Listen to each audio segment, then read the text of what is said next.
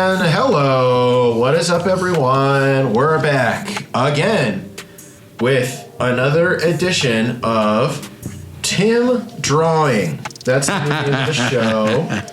It's a little different this week because I am sitting right across from Tim.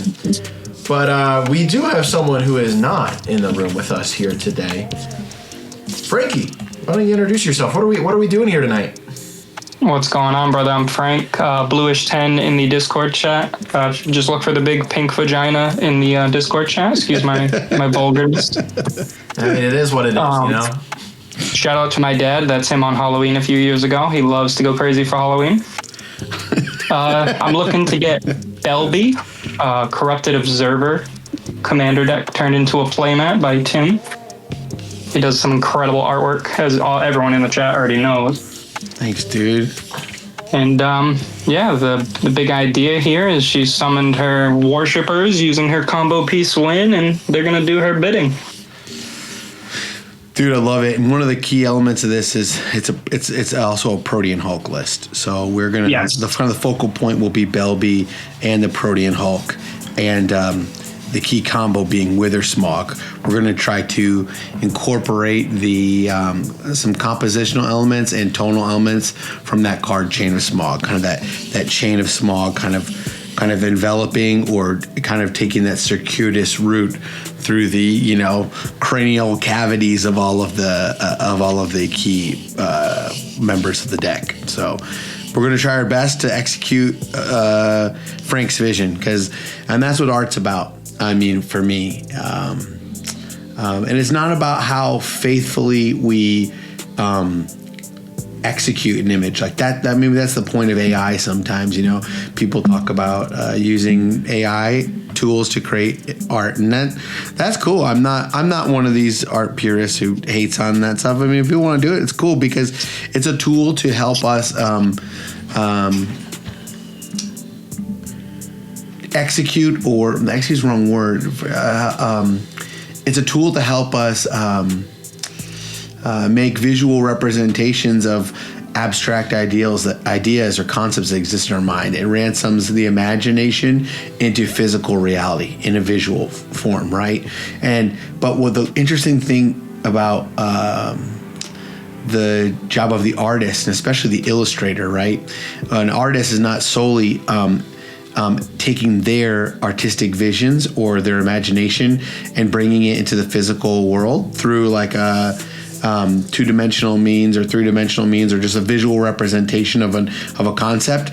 But the illustrator is taking concepts from other people and helping create their visions, the concretization of abstract concepts and making them tangible, right? Taking Frank's idea and is something that exists in his mind and trying to tease out the key details and trying to that success and shortcoming and that struggle and surprise and validation of bringing someone's vision to life. That's the job of the illustrator. It's not just bringing my visions to life, but bringing someone else's. And through good communication, and we're going to try to do that on the stream. And with the help of Frank and Cal, and then all of you in chat, we're going to try to make something really special tonight. So hopefully we get that done. We do have Nate and Papa Squats and Sounds by Moon in the chat. What's up? Heck yeah, welcome. We're not even going to have Frank in the chat tonight. What gives? Frank's in the driver's seat tonight. I'm in the chat. I'm not logged in. I'm on my PC tonight, which I never use. Let me log in so I can type if need. My bad. I didn't realize I wasn't logged in. No, he's just busting your chops. He's just a chop buster. So, through the composition here, we could see. Do we look lined up over there on your end? Yeah. Awesome. Yeah, okay, so what I'm thinking about doing here is kind of getting us, making the kind of the key of the drawing this. It's a really, when Frank said he wanted her riding the Protean Hulk and having like her, her pingers or the key parts of the deck kind of worshiping. It kind of lends naturally to that because if you look at the Protean Hulk, it's totally an insane looking magic card for starters. But also it's on it's sitting on this kind of like this rocky outcropping, this mount. It is kind of beautifully framed. So we're gonna have our our strange little beast. Not really little. Our big bulbous. Big, bulbous beast with freaky beast with all of its meat sacks. Meat sacks, milk. What is it? Meat and eggs we eat. Yeah, something like that. Oh yeah, great card. So I was going to create the kind of composition where we have this large Protean Hulk sitting here, then these figures kind of around, right, arranged around, kind of in this semicircle, and then we can have the chain of small kind of following BELBE here on top of the Protean Hulk, and then the title of the playmat here, and some other text aspects around the top, kind of framing it. How's that sound, just as a composition point? That sounds perfect. I love it. I wanted Protean Hulk to be the big picture. Yeah, and then yeah. BELBE, you know what I mean?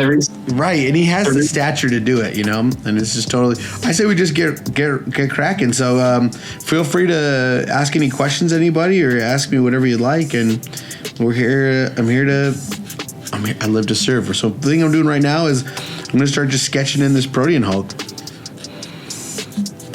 I really like. He's got these like big, gnarly claws, almost like whatever it is.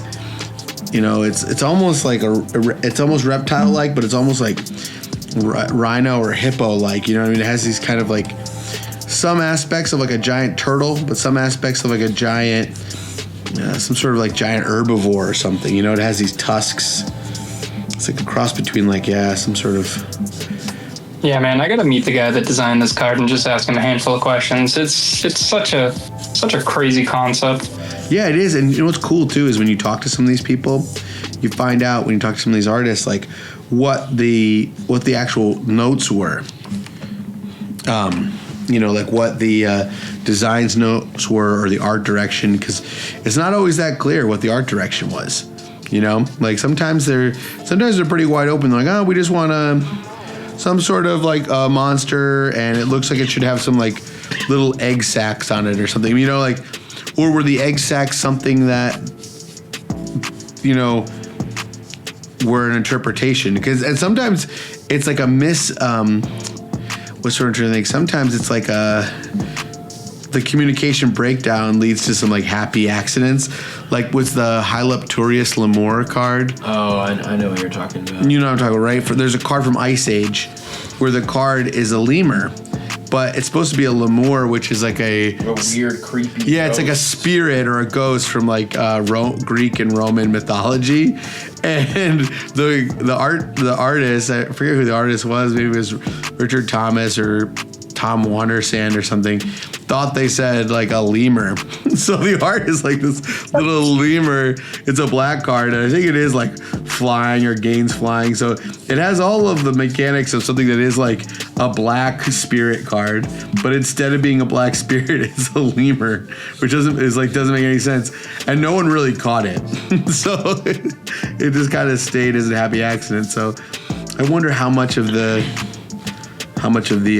Protean Hulk was just like the intuition or inspiration of the artist, and how much of it was, you know, by design, how hands-on they were. I guarantee though, when they created Protean Hulk, because it wasn't mythic in its first iteration, right? It was just a rare, wasn't it? Did they even have mythics at Ravnica? No, right? No, I believe it was just a rare. Yeah, just a rare. I think it's one of those cards that, you know, Wizard probably like, oh, this will be a cool beast card, without realizing how kind of powerful and impactful it would end up being, you know? It just has that vibe to me. I feel like they were not hep to like all the combos that were going to be birthed. When I started playing Carador Boonweaver, that was like meta deck at the time when I first got into CEDH. Now, noted I started playing in 2016, so I was very new to the game. I'm still pretty new. I'd like to say I have some weight under my belt now. But when this deck came out, I was currently on Timna Thrasios playing Protean Hulk Flash. Oh, hell yeah. I didn't know this card existed until the day it got unbanned. Much like Worldfire. The day Worldfire got unbanned, I was like, I need to pair this with Jessica. I need to make a deck. And what I ended up with was Jessica Dargo, and it was the meanest deck I've ever made. It could pop somebody in the mouth on turn 2, and then it's a 3-player game. Oh my gosh. One of my good friends who like never plays CDH, I was just telling Callister the other day, my friend, shout out to my friend Taryn, Arizona, dude. He's only played a handful of games of CDH in his life. And I invited him to a CDH. He's a 60 card player, and I invited him to a CDH tournament. And his first round 1, somebody turn 1 hit him with a hasty Dargo for triple damage and killed him. And he's like, "Is that what this format's like? I just got killed in the first minute of the game, and I just sit there the whole time." Yep, that's exactly what I used to do. And I'd even roll a dice. I'd be like, let's really make it interesting and just randomize who's gonna die and watch. And yeah, that deck by far got the spiciest replies from people when the games were said and done. Oh yeah, 100%. Back to Timna Thrasios, I mean, that deck is still extremely prevalent. Obviously winning in different ways without Protein Hulk, but once Flash got banned, I was like, I still need to play this card. This is by far my favorite card. It has my favorite packages. McKay's the Unhallowed was one of my favorite cards at the time. And I believe it was around 2 years after BELBE came out, right? 2020? She was Commander Legends for sure. Yeah, I don't remember what year Commander Legends was. Let's find out. She came out the same year as Jessica for sure in Rogue Rack. I know that. Yeah, I believe it's 2020, no? Yeah, it might be 2022. No, definitely 2020, I would say, if I had to guess. Yeah, 2020. I was going to say, I thought I knew pretty well. It was definitely 20. Because I had just moved back to my hometown of New Bedford. Oh, that's awesome. And, yeah, BELBE screamed Protein Hulk, screamed Big Mana, screamed I can cast Machaos on turn 2 with a Dark Ritual in hand. It like does not matter. You're not playing the Chameel the Sun in that deck, are you? Chameel the Sun. Or whatever that card's called. Sorry. Does anyone know what I'm talking about? It's like, oh yes, I am. I'm currently testing it. It's cool. Insane. Yeah, I played once, and it wasn't you actually. Someone else brought this on stream maybe a couple months ago not stream, on Discord League. Brought this and just smashed us with that Chameel what's it called? Chameel the something Sun. We got wrecked by it because they were just discovering at end step and just Discover 5. You hit the right thing. Yep. Valuing out. BELBE, you can really take it 2 routes. You can either go big, beady, smack in the mouth, or you can go like heavy stacks combo. I've always been on heavy stacks combo, and I'm currently in the mood of switching it to a beats deck. I'm a big brewer. I constantly am brewing, as you saw with my Vren list. Nobody's running that. Speaking of getting beaten down, that was like one of the sickest beatdowns. Anybody in chat, if you have the chance, please peep. You could drop a Moxfield link if you'd want in the chat. Frank's got this Vren, which is that new rat, the Demir rat list. Let's just say by turn 3, it was like 9, I think 9 10-10s or 9 9-9s or something like that. Yeah, we were just getting smashed by like 9-9 and 10-10 rats. It sucked. It was sweet for Frank. It was devastating for the rest of us. It was awesome. The deck is sweet, but I definitely think there's room for new. My only issue with stacks right now is that just like there's so many decks that like don't mind if the game goes long. There's it's very mid-rangey of a meta right now, which is the problem I'm having because all of my decks are stacks. I play Winota, I play Heliod Ballista, I play BELBE, I play Karlach, and then I play Vren, which are all almost every single one of those is like a win conless beats deck. Only 2 of those are combo decks in Heliod and BELBE. Yeah, but at least you're trying to beat somebody. I think like putting pressure on players, because I think one issue I have with stacks sometimes that like, sometimes like, someone plays a Trinisphere and then the Kinnan player is like, yeah, great, because a good number of Kinnan decks play Trinisphere. They're like, cool, yeah, I'll break parity on that. I don't care how long this game goes. lay it on me. You know, they don't really care that much. Because the longer they got the mana, you know what I mean? That's all they care about. Right, they got the mana. They don't actually, you know, and aware too, the Trinisphere doesn't hamper their activations. You know, they're like, yeah, okay, you're locked under a Trinisphere. I'm gonna flip into a Seedborn Muse and punish you. So yeah, Kinnon's one of the, in my opinion, one of the most oppressive decks in the format. Trying to play around it in like a meta. I couldn't agree more. I just feel like it's hard to profitably play Curse Totem effects right now, I think. Yeah. I was just gonna say Curse Totem, things like Null Rod to try and at least slow them down with ramp mana, like artifact mana. Yeah. That's tough. That's the only thing. Kin is just what is the other one? There's one that if a creature would enter and it wasn't cast, it like counters it. Is that Containment Priest? Yeah. Oh yeah. Cal and I were Containment Priest gaming just the other day. Remember, Cal? Getting boomed by Containment Priest, more like. Yeah, shout out to Kev. Oh, a little bit of stuff from chat. Sorry, everyone. I'm out here live while Tim's trying to figure out how to easily share his actual iPad on screen, so we can like see his iPad rather than the whole. Oh yeah, we're gonna get better at this, by the way. The whole like his camera on camera thing. We're trying to get it as a source. It's a process. GameStopper is reading Tim yells boom. Oh, boom! Boom! Is that good? Did it break the mic? Oh yeah. Broke the sound barrier. Never mind the mic. Fred, Nate has asked for a deck list. Yes, I will. Dude, this is also, you got to know that part of Cal's disability is that he calls anyone named Frank Fred. My dog is named Frank. He's been calling my dog Fred all weekend. He can't stop. I love that part. No, I love that. So I'm apologizing for Cal. I do not. He just called you Fred. No, it's just too funny because he's been doing it. He's like, I don't know why I keep calling your dog. I just keep calling him Fred. There's currently 2 versions of the deck. I'll link both. The first one I'm going to link is the one that I played against you, and it was the first variation of the deck. It wins pretty often. It has a decent percentage. I think it's like 14 wins, around 20 losses, but for 34 games to have that's awesome. It's a decent ratio for CEDH at least. Oh, excellent. And half of that win probably comes from the fact that everyone's like, what the hell is this guy doing? Yeah, you definitely have the Brewers advantage for sure. Yeah. Brewers advantage is real, ladies and gentlemen. It is real. If they don't know how your deck wins. Yeah. The second version is an absolute cluster right now, but it works. Now, my friend group is very homebrew buildy based. We love to talk about decks and just absolutely destroy Moxfield with random shit. And one of my friends was dead set that the deck should run Thoracle, and I'm like, I don't think so. So we tried to iterate a version that is still beats but runs Thoracle. Now the problem with that is you can't run things like Winter Moon or Back to Basics to slow people down, which are some of the only things that are slowing people down right now. Your land base is super tight, especially being a low mana count beats deck.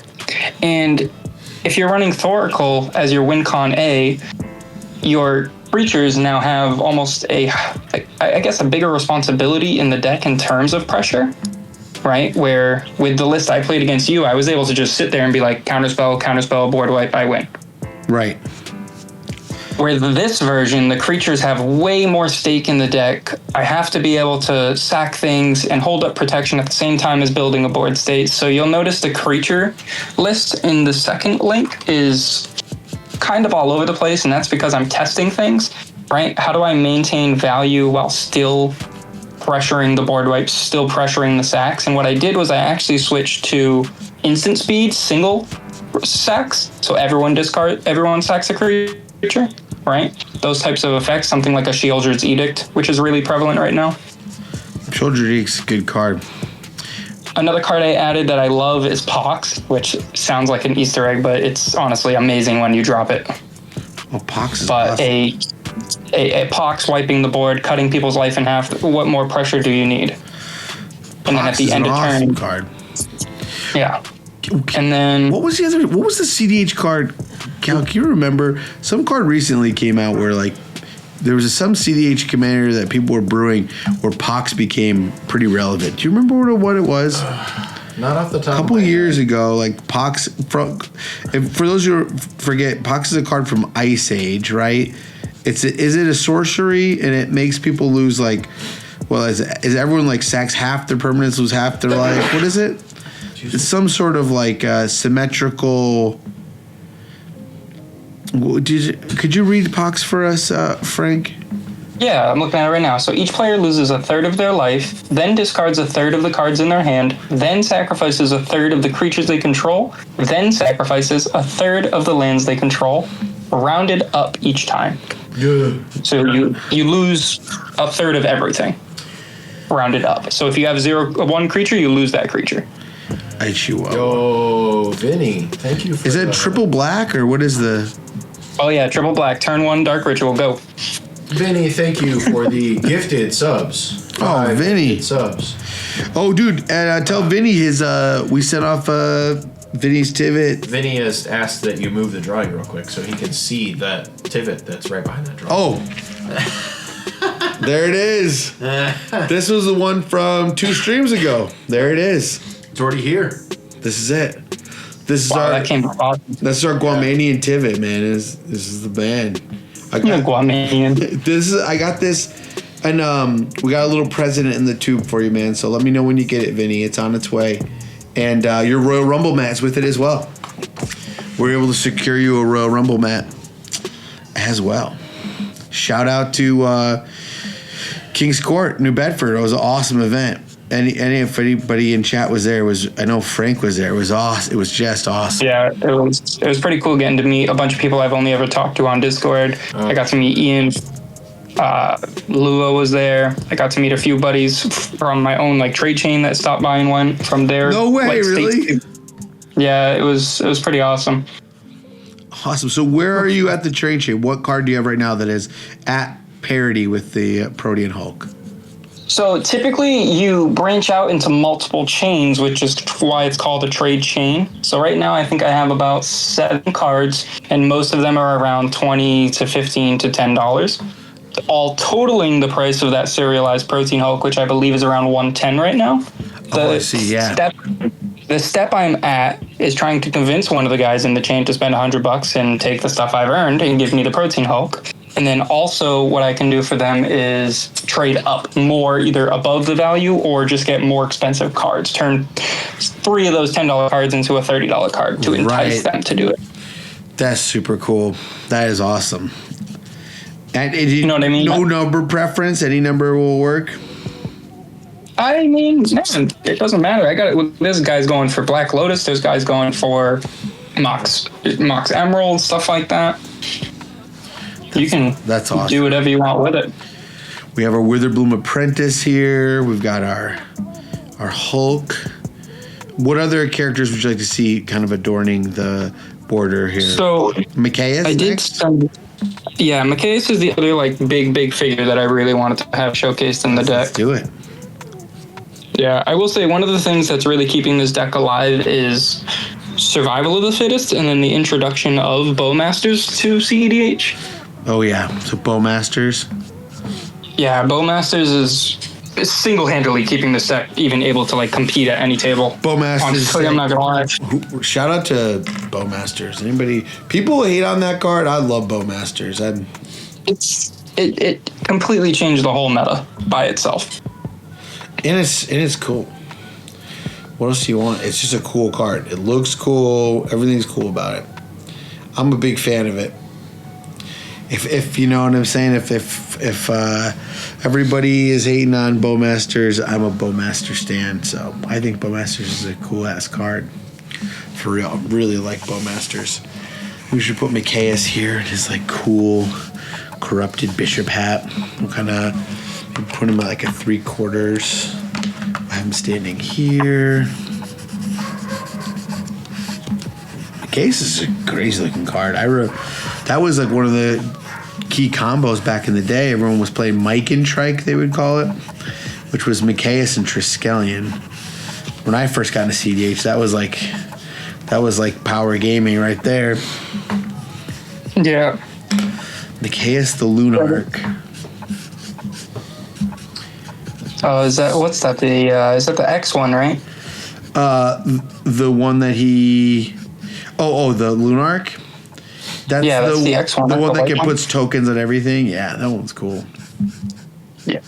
I will heed a warning to you. I know you do this stuff in Sharpie, which terrifies me every time I see you do one. You just gotta go. You just gotta let it rip, though.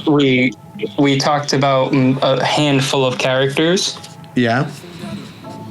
So I'm trying to. I would say 1, 2, 3, 4, maybe 6 or 7, if that's cool with you. I know when we first talked about it, it was around 14, but I obviously narrowed it down. Yeah, we can make it. We're gonna make it work. Don't worry. We will find a way. We will find a way.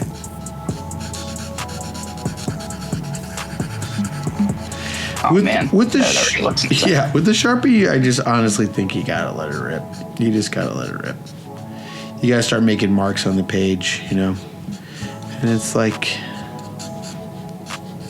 with painting. Sometimes you just gotta start making marks, even if they're not going to be the final mark. So you just have an idea of like what will live and what will die. What do you want to stick around and what will go. So cool that you're from New Bedford, man. That's cool.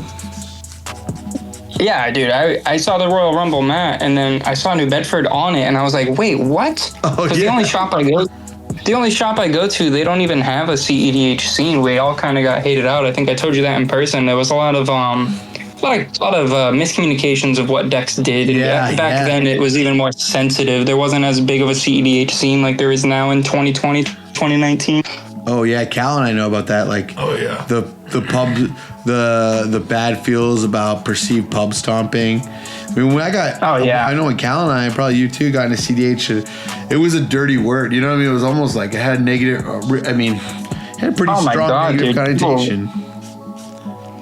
Shop owners loved you because you spent a ton of money on revised lists and all these expensive cards, and then casual players hated you because they thought you were going to sit down with a Corvold deck and Dockside combo you turn 1. Oh yeah, Corvold, public enemy number 1. I realized like Corvold is such a, and that's what kind of attracted me to CDH was just like, I just understood the rule 0 of like, we're gonna play a baller ass deck and we're all gonna try to go for it.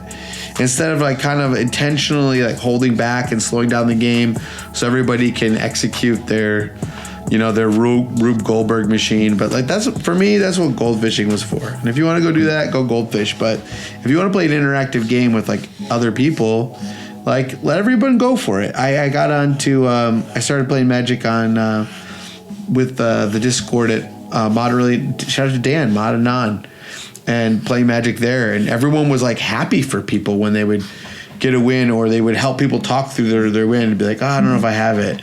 And they're like, yeah, you do. You just got to, sack that, tutor that, and then you should be able to just Praetor's Grasp me because I have this, and then you have that, and then the whole table's like, oh, yeah, you got it.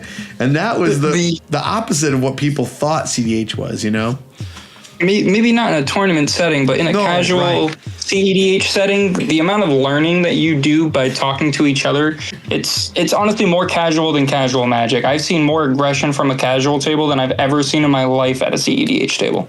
You know what? You took the words right out of my mouth. That's actually what I told Alan when Alan was asking those questions.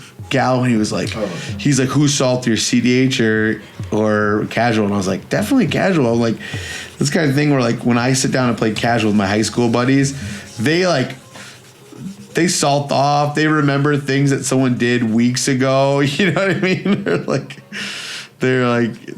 Whereas like there's way less salt in the CDH space for me, at least. I like a casual level, like in our Discord.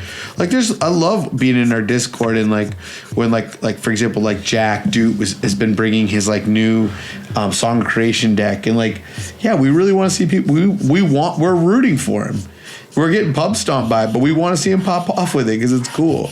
Like we were getting beat down by Frank the other day with the rats, but it was sweet at the same time. Like you can't feel bad about it. It's cool, Yeah, it was you guys all passing and me just counterspelling and stomping, and I was like, I feel sweet. so bad. Don't feel bad. It was cool. This sucks. You guys aren't even playing. Yeah, but it was cool. It was cool to see it go down. You know, it was cool. It was worth seeing. Worth the price of admission. Yeah, for real.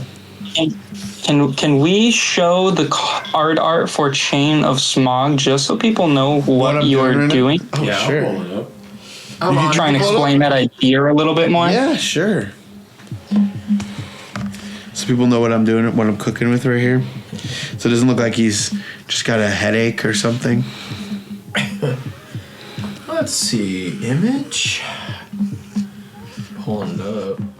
And I wish it was a little faster to add image through it. Oh yeah, Chain of Smog, really good card. Shout out to the 802 crew. Frank, if you ever get a chance to go up to Vermont, shout out to Dom, Kelly Ireland, Randy, Woody, the whole crew that runs the Eli. Any of the guys I forget, it's not personal. You guys are awesome, but anyone in the no, it's personal. It's not for any of the guys out there up in the Vermont CDH crew. Awesome scene. They're curating a sick scene up there right now, and there's one of the 60 card players they got in, and he was playing Corvald. It might have been post-ban, might have been just pre-ban, but it wasn't a Dockside combo list. It was just a Turbo Withersmog Corvald, and it was sick. It really was just so sick. In fact, like he went for the win, and the Ob Nixilis player had a heads up snuff out, and just couldn't do anything because it only kills a non-black creature, and the Withersmog which just got us. You know what I mean? It's a deck that runs like City of Solitude, I think, and like Dosin, and we were just cooked. It was awesome. And that's the kind of stuff like I love about CDH. Is like when something cool happens, it's not just because you did something cool. It could be anyone doing something cool, and you can like take delight in it. Did you get the Withersmog off there from? Oh yeah. Oh, awesome. Sure do. Thanks, Cal. Appreciate you, buddy. Mr. Chain of Smog. Mr. Chain of Smog. Yeah, so just in case, I don't know what people know. Some formats they play, maybe they don't even play CEDH, and they're just here because you draw beautifully, which you do. You know what I'm saying? Hey, thanks. Do you want to describe the combo for everybody? Wait. Yeah, so chain of... What? Real quick point of order. Yeah. Jet Addiction has redeemed 10 Yells move. Boom! There you go. Thank you. Sorry. You can I had to. I got enough points. I've been saving. So explain to me. Yeah, do you want to explain the combo for everybody? So, oh my God, what is it? Magecraft, I believe it is the ability on the Witherbloom Apprentice. Yeah, that ability it was another ability that completely changed the way I played this deck. So, originally it was two routes. You either go Mikaeus Unhallowed and Walking Ballista, which was everyone's go-to, you know what I mean? Yeah. For many decks, actually. And then the other option was what I'm currently running, which is alongside Witherbloom, you run Lesser Masticore, Disciple of Bolus, Malira, and a few other pieces, Visceraseer. Disciple and of it's Vault or just, Disciple Bolus? Oh, Disciple of Bolus. Oh, Disciple of the Vault, sorry. Oh, I wasn't yes, sure. you are. No, I wasn't sure. And pretty much it's like a 5-6 piece combo. Very, very in this meta, way too slow, way too vulnerable. But at the time, you know what I mean? When Flasha just got banned, it was pretty okay, kind of unexplored territory with what you could do with it. And then this came out, right? Chain of Smog obviously did not come out, but Witherbloom did. And the deck kind of came back to life, and it became a much more serious threat for at least a little while. This deck was actually in my LGS and on a few YouTube channels pretty serious because of the amount of mana that you can produce and just dump into these tutor spells like Tooth and Nail. And, you know what I mean? Six mana is nothing to scoff at for free. Mm-hmm. Oh, of course not. 6 mana is a ton of mana. But then in this deck, it's nothing. And that's why I think some people run like the Eldrazi versions of this deck, you know? So that's where I'm at now. I am on the fence where I've had so much success locally and even at a handful of events that I played at with beats. You know what I mean? My go-to event deck is Winota. My other big one is BELBE. And I'm finding that with those power creep 6 cost, 6 colorless cards like the Chamil, right? Yeah. There's other cards like that. Originally, in place of the Chamil spot, I was running Immortal of the Sun. Make my stuff cost cheaper, make my creatures a little bit tougher and harder to kill, blah, blah, blah. Now I'm at the point where I see Ulamog the Defiler. It's a 10 cost, yes, but for what it does, all I need is 4 more mana, which the deck generates with Dorks. You know what I mean? Right. It's that card alone could break a board state if I get it out as early as turn 2 or 3, which I can, and I have. So I'm at the point where I'm curious how much more stacks I need to add, or one-sided stacks, I should say, and how big of a beast I can dump out early. What are some beaters you've been thinking of? Oh goodness, let me take a look at my list really quick. So, Breaker of Armies, I think, is something that could absolutely just destroy a table. What's that? All creatures. It's a 10/8 for 8, and it says all creatures able to block it have to. Whoa. So, it doesn't sound very strong, but think of it in the sense of a CEDH table. You swing into a Kinnan and all of its mana dorks, all of its fuel is just gone in an instant. Right.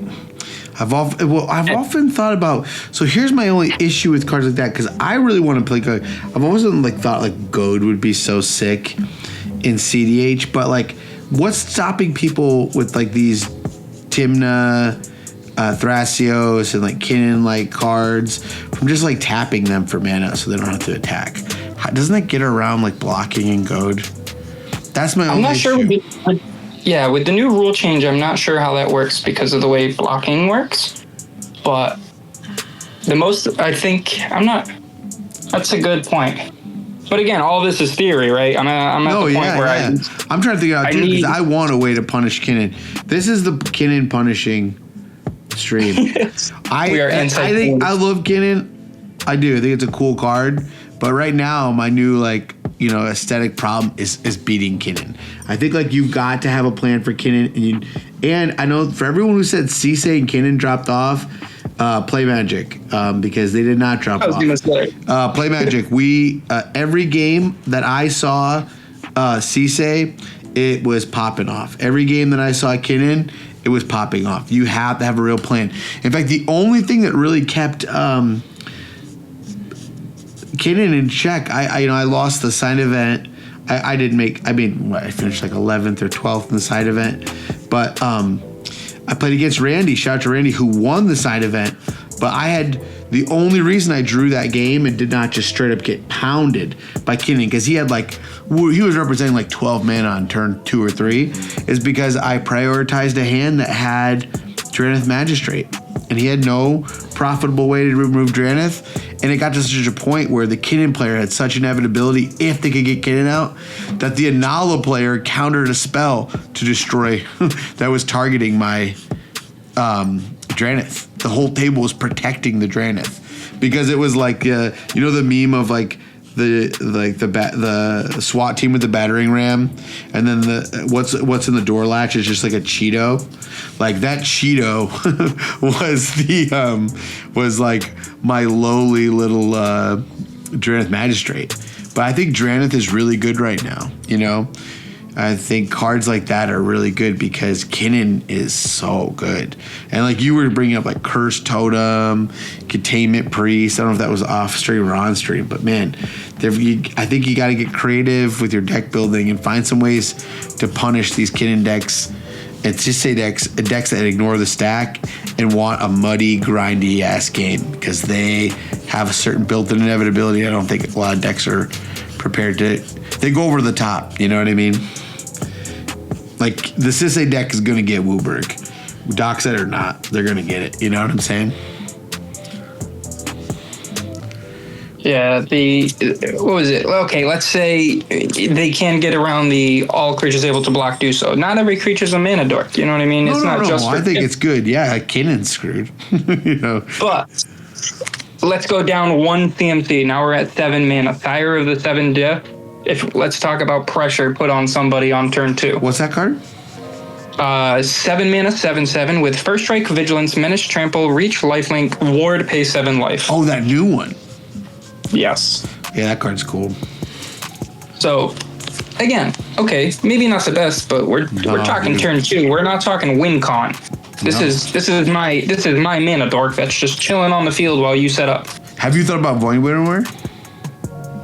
Void Winnower. Yep, I have Void Winnower in the 99 currently. That one's just a staple in the deck. Yeah, that's like that makes people scoop sometimes. I'm not gonna lie. Card. That one you just run because people scoop to it. But Ulamog the Defiler was the other one that I thought was really, really powerful for if I can get it out as early as turn 3 or 4. This one's 10 costs, but I've ran it in a few goldfishes. Is that the new one? Yeah, the Horizons 3. What does that one do? When you read it again? I don't actually. Yep. When you cast this spell, opponent exiles half of their library rounded down.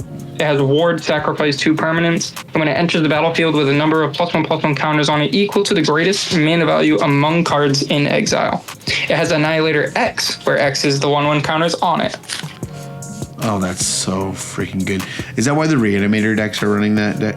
Like the Esper Reanimator? Yeah. That card is crazy. Holy moly. The theory is here. We at least know some of the decks we're sitting across from. You choose somebody who you know has Hullbreak Horror or Nezahal.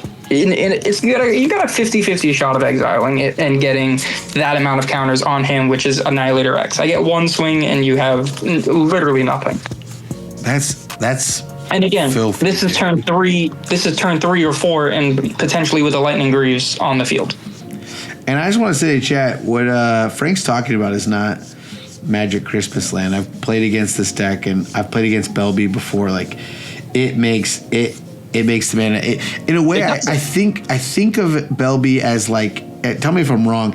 It reminds me of like some sort of hybrid between like Kinnan and Yuriko, where like you have these like kind of little shitters and enablers. That are really innocuous. You know, people are not threatened when you play like what's that, like Creeping Bloodsucker or something. You play these like, it's like when the Yuriko deck is like, oh, okay, Wingcrafter pass, and you're like, ooh, cool, yeah, cool, Wingcrafter, yeah, whatever, sure. You're like, I'm not even gonna take the weight, I guess. Huh? Yeah, exactly. Yeah, I don't really care what that does. I'm not even gonna read it. You know, but that's what happens, and then next thing you know, the Yuriko is like flipping a Temporal Trespass off the top, and everybody who has a Necro is sweating. And it's the same way with this deck. It's like, oh yeah, okay, yeah, you can play your one drop, 1/1 that heals 1 to everybody. Yeah, what's that one that's like the Mardu Shadow Sphere? Oh, Mardu Shadow Sphere? Or something like, you know what I'm talking about. It's like that. Yeah, it's Mardu Shadow Sphere. Or something like that. Yeah, that Mardu card that's like a black creature, and it just like dome is on attack, right? It hits everyone for 1, right? Isn't that what something like that? And it's got this kind of innocuous effect. It's cheap, and you're like, sure. But then when they're casting like Chamila of the Sun, like next, and you're just like, no, please, God, no. You know? And you're hard mulling with that deck to make sure that you're doing that turn 2. Yeah, of course. And that's what I think these kind of decks are cool. I think Yuriko decks are well positioned, and I think Kinnan decks are well positioned. So I don't. And you know what's a cool part about BELBE? Somebody said this years ago, and it was kind of a nice CH heuristic. People were, at the time, Boros stacks was super popular, Frank.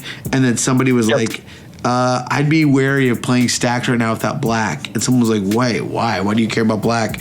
And someone's like, well, the thing about black is that like, you want to have the right stacks piece for the right moment, so you want to be in a good tutor color, and black really is the best tutor color. So like, if you can't, like, what good is your stacks piece if it doesn't line up with the table? And black gives you that. And it's funny because a lot of people don't think of blacks as like a stacks color or a hate bear color, but it really can be. Yeah, the other cards I'm considering putting in the deck, I think Worldbreaker is interesting. It's a little slow, but it does exile target artifact, enchantment, land, and I can bounce it to my hand for free. It's still a 5/7 for 1 mana. That's crazy. You know what I mean? Yeah.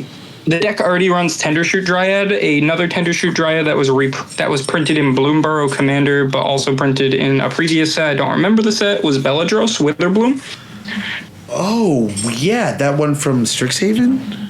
Yeah, so it makes pests every upkeep. It's 5 in a black and a green. The deck already can do that. It already plays Tender Shoot Dryad. It's one color more than Tender Shoot Dryad, but it's also a 4/4 flyer. And when these creatures die, I gain life. I can pay 10 life to untap all my lands to go crazy again. It's kind of a no-brainer for the deck. Doesn't it also do something kind of nuts, like you pay life to untap all your lands or something? Yep. I knew it did something else like, totally awesome. Yeah, the tough part with BELBE, I will say, which you saw in the game with Plagon where you won, and then Tivit also was going crazy that game, was interaction, man. It's tough. The most I have is Withering Boon and Bind. You know what I mean? I don't have much. I think that like the interaction for Golgari and Abzan and Azorius then is you just can't. You have to just concede the fact that you cannot interact on the stack profitably. You can't try to just play and just don't worry about playing bad interaction. Just concede the point, but play the best board interaction. Like you get to play Deadly Rollick, you get to play Abrupt Decay. You know, and that I believe those cards, you know, probably come up for you. You know, like at least Abrupt Decay. Like you get to like a well-timed Abrupt Decay, or you know, I am a big fan of. Are you on Summoner's Pact? I'm a big fan of Summoner's Pact. I'm not on Summoner's Pact. I'm on Green Sun Zenith and Green Sun's Twilight, and then I also just took out Green Sun's Twilight for Quarter of Calling, which I found is amazing while having all the bodies on the field that I do. But I do think the instant speed tutors are really good because sometimes, maybe you do need to like instant speed Quarter Calling Bowmaster to like save everyone's ass, or you need to instant speed 0 mana fire up the Elvish Spirit. I'm saying Elvish Spirit Guide, the Summoner's Pact. I'm calling it Elvish Spirit Guide because a lot of decks it is an Elvish Spirit Guide. But you can get endurance, and I know a lot of people like think endurance is dumb or cope, but it's not. Like there's a lot of times, you know, where like the grave matters, you know, and that really. It really is something. Also, a card I should be playing right now, but I'm not, and it's the dumbest reason not be playing it is because here I am telling everyone like, proxy any card you want. I'm not on Oppo right now, but I think Oppo is really good right now, and I think a lot of people like to surge, so kind of hampering that would be good. But I only reason I'm not on Oppo anymore is I had a foil fuller Oppo from Commander Legends, and I sold it just because it was so valuable. It's worth like $1 gajillion. I didn't realize how expensive it. I think I got it when it was like $25 or $30. It was not very expensive, and I think someone told me. I think I know I got like $80 or $90 in like store credit when I got rid of it. So I know it was incredibly expensive if that's what I got in store credit. So the card's kind of effed up. So I think it's really well positioned. I should be playing it. The fact that I'm not playing it has nothing to do with the card and everything to do with the fact that it's like $9 million right now. So, anyway, card's sick. Everyone should play it. Yeah, I actually have a Green Sun Zenith in my, not Green Sun Zenith, Summoner's Pact in my hand, and I'm going to put that in my pocket. I think it's a cool card. It's cool. I think Court is excellent. I think that is excellent. I mean, yeah, with me running creature win cons, you know what I mean, Walking Ballista, Unhallowed, and Witherbloom, there's no reason not to run Instant Speed Tutor and then win on my next turn. Yeah, and I like that you can, Court of Calling has its use cases because sometimes you want to the battlefield, but sometimes you want to the hand. Another card that I liked in Rog Thras, it's hard, your deck doesn't make a lot of color pips, but you do run a lot of dorks, right? You're on a pretty good dork package. You're on Elves of Deep Shadow. You're on. I run the Snow Elf. Yep. Findhorn. I run Arbor Elf. I also run the Boreal. I run Deathrite. Yep, Deathrite's one of the big key creatures in there too. For at least since the deck's creation, Deathrite was way more prevalent back in the day. It's still okay now. There's not as much graveyard going on in this meta. Yeah, but I think that card playing those dorks and then make colored pips could make a card like Archdruid's Charm in your brewable pile. I'm not saying it's a pack one, pick one, but I thought that card was really excellent in Rog Thras when I was on Rog Thras. Because more often than not, just like getting a card in my hand or sometimes just putting a tapped Gaia's Cradle on the battlefield was like game over. You know what I'm saying? It was just game over. I'm on Archdruid's Charm. Oh, you are? Charm.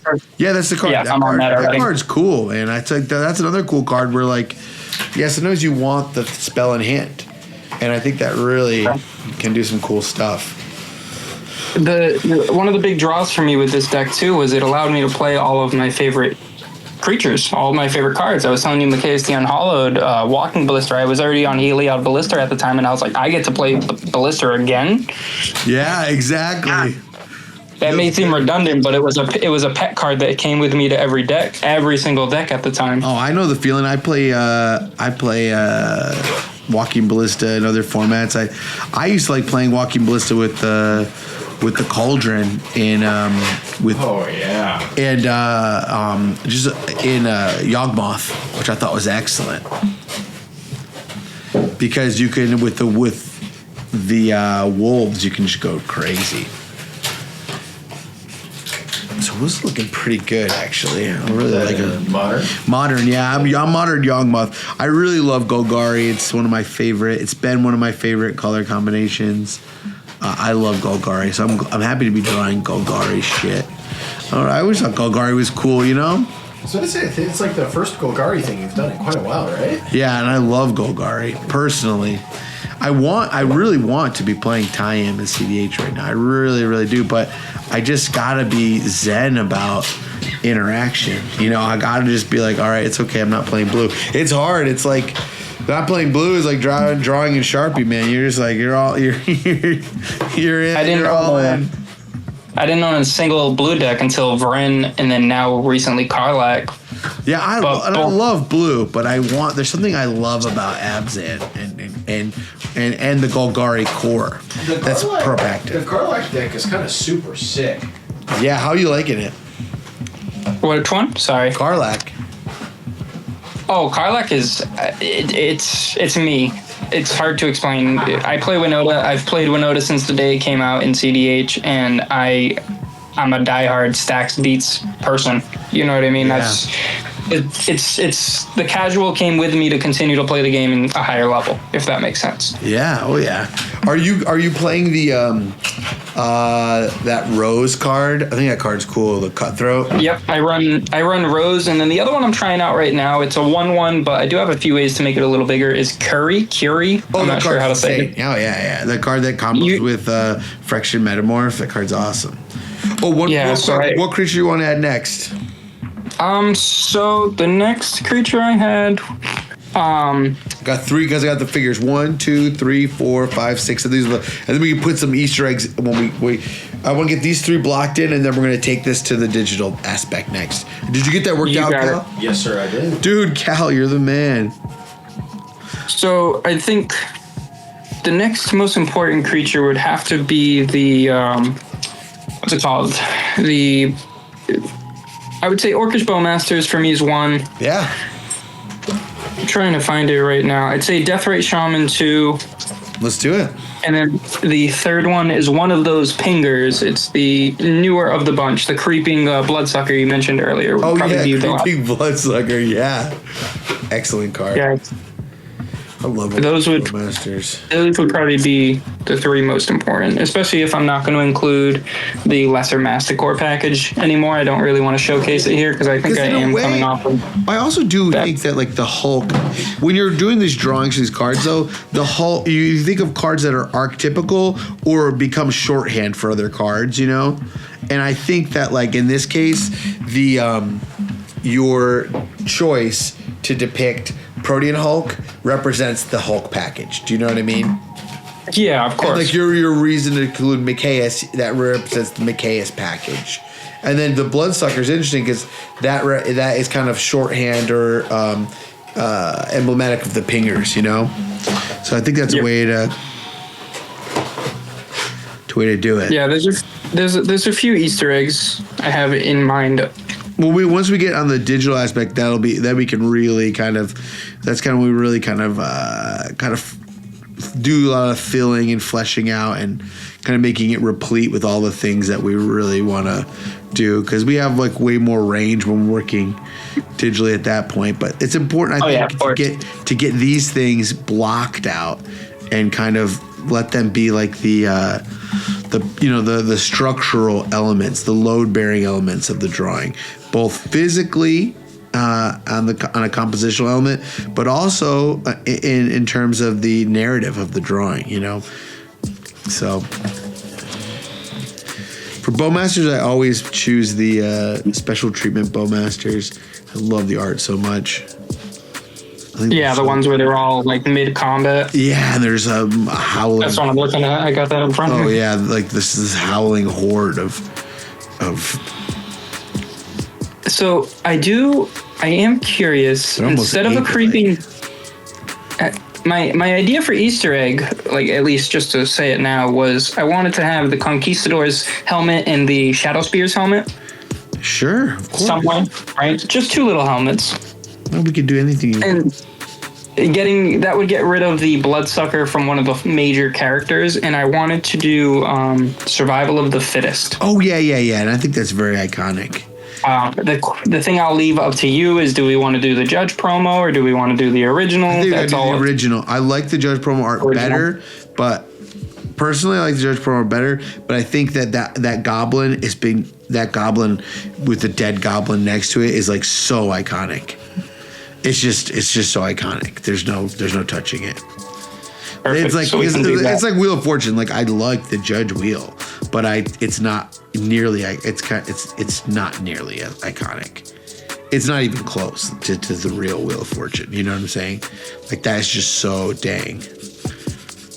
It's like MTG canon,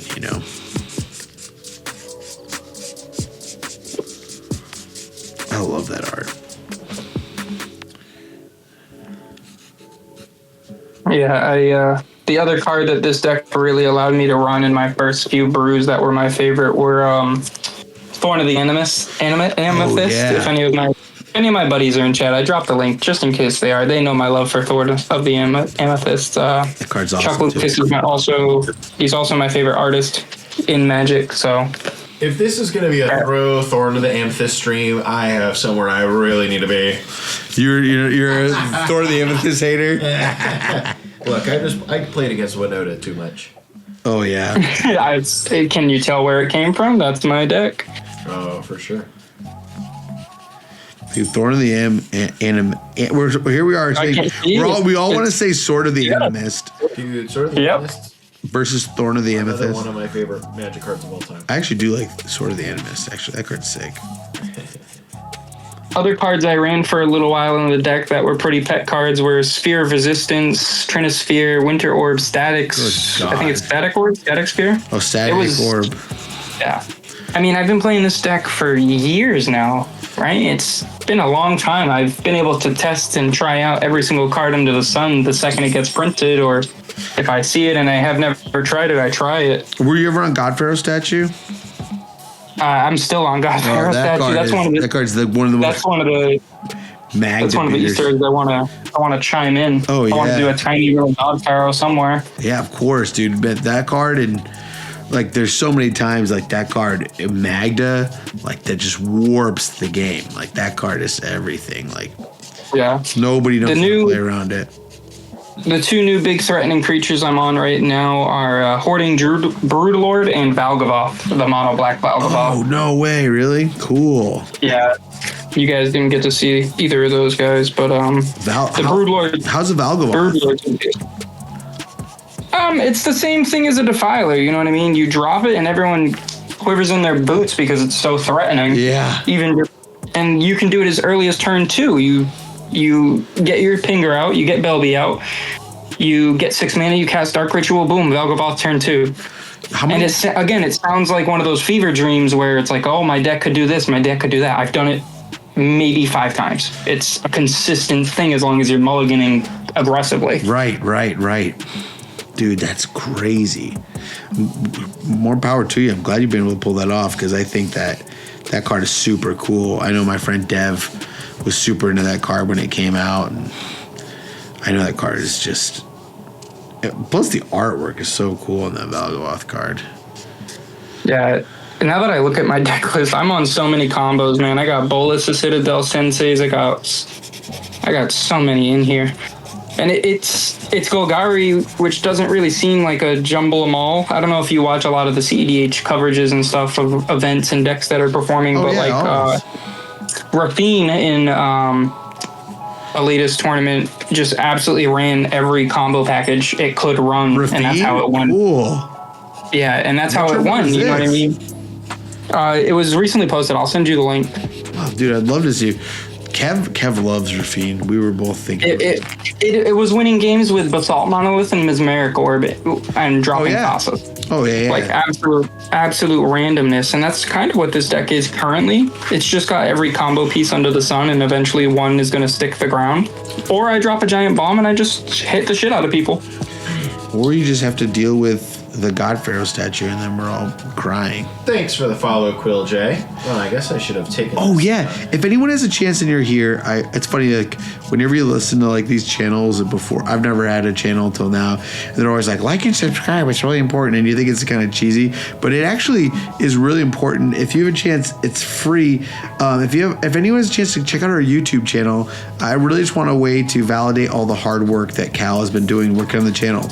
So all these episodes that like Vinny's episode and Calvin's episode and Frank's episode tonight and the Glarb episode, these are all going to be made into episodes for the YouTube channel. So you'll be immortalized in YouTube, and you know, on a USB stick. It's going to be sweet. So think about it now. If looking back, it's like being on the early episodes of Play to Win or something. You'll look back on this and be like, dude, what a cool thing I got to do. So, but help the channel grow. And so any subscriptions that people are willing to just, it doesn't take it. It's free. Just subscribe on YouTube. And really just, it's a way to honor all the hard work that Cal has been doing. And I really would just appreciate if you could take time to do that. Anybody who's here, we would love that. Thank you, Tim. No problem. I appreciate you, man. Well, unfortunately, I looked at the channel and I'm already subscribed, so I don't know what's up with that. You're subscribed to your own channel? I am going to step and let my pop out real quick. Yeah, sure. Run it out. Pop it up. I got my chain with Smog. The Smog is chaining around through everyone's ears. Feeling good about it. We got Macias. We got this guy. This is some other character we'll put right here. I don't know who. I'll fix it up online. We'll get the Deathrite Shaman in here. Probably gonna add some more dramatic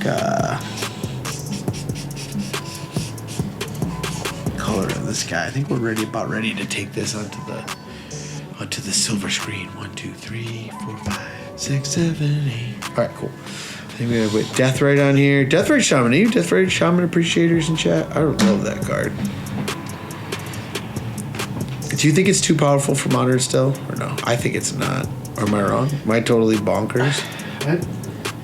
I think it's just like not a super appealing card because it makes every game often just about Deathrite Shaman from the very beginning, That may not necessarily be. He's just a grindy little stinker. Yeah. Sorry about that. It's all good. Do you think Deathrite Shaman is too powerful for Modern? That's what we're debating right now.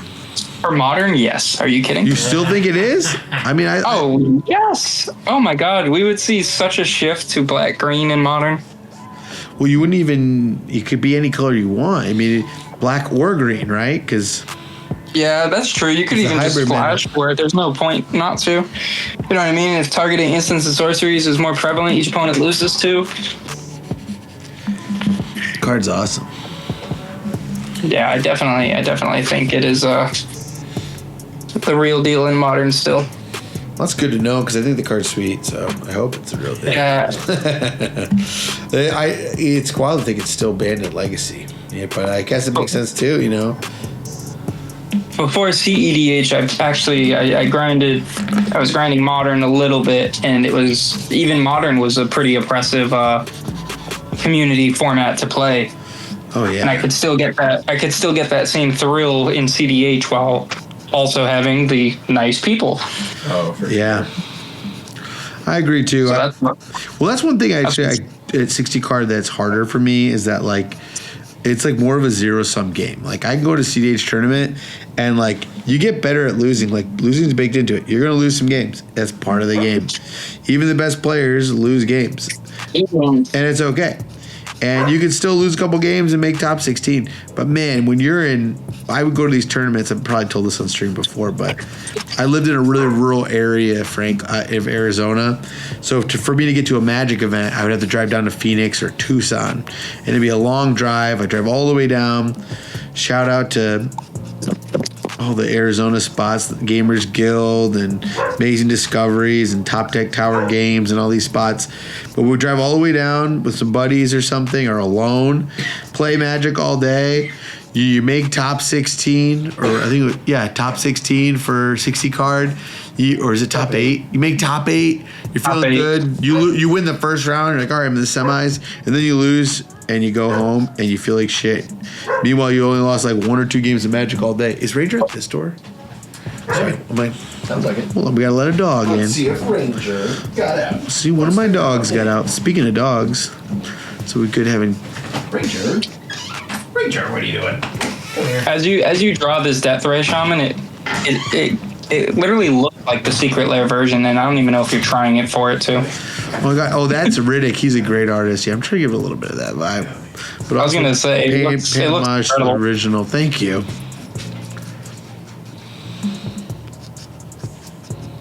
Yeah, that guy's by far my favorite Secret Lair artist. Yeah, he does a lot of Mark Riddick. He does a lot of like metal bands and a lot of stuff for like the metal scene.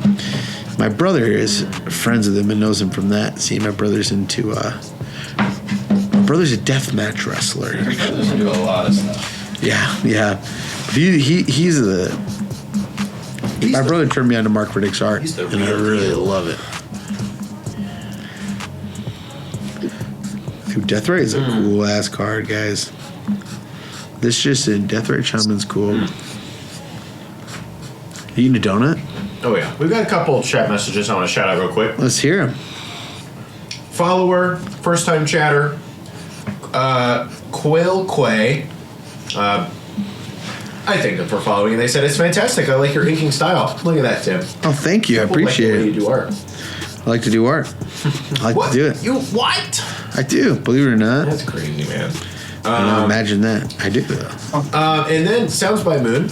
What's up, bud? What's up, dude?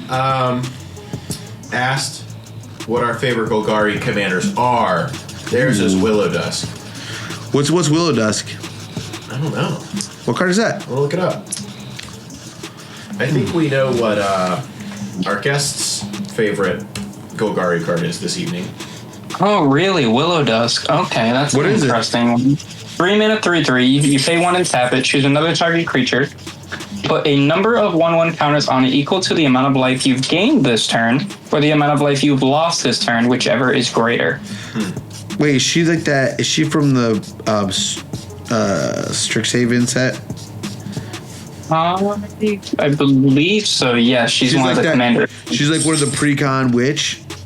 Yep. Oh, Yep. that card's cool. Dude, that card has some cool cards in that pre-con, like Blossoming Bog Beast. Does anyone know that card? That card is a card I think. Oh, Blossoming Bog Beast? Do anyone know?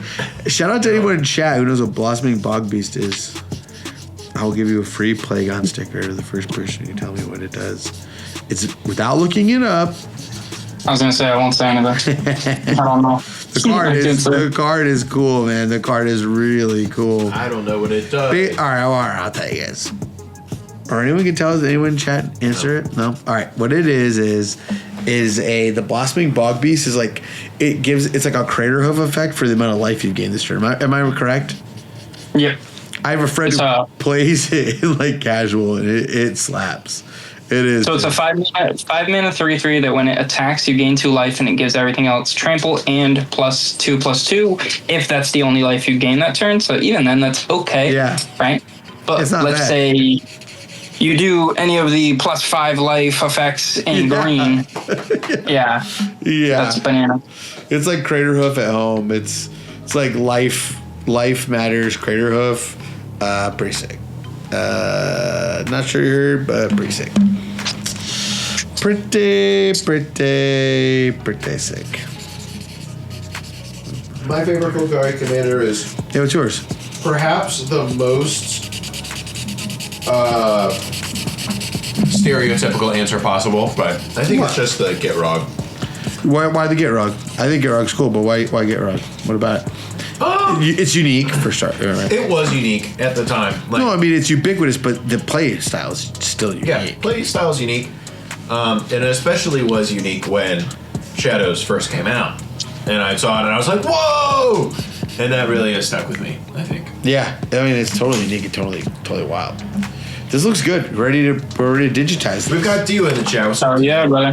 Dio, what's up, dude? Oh, Dio, I have been working on working really hard on the bullies, finishing it up. I'll send you the final, but I really got to get it to like a really good place. I have to send it off tomorrow to get the drawings done, to get the prints in time. So that's our window. So I will call you after stream if you're available, because we got to get it done because it's to get it in time for the tournament. He's gonna need 10 days turnaround. So I just we gotta honor our.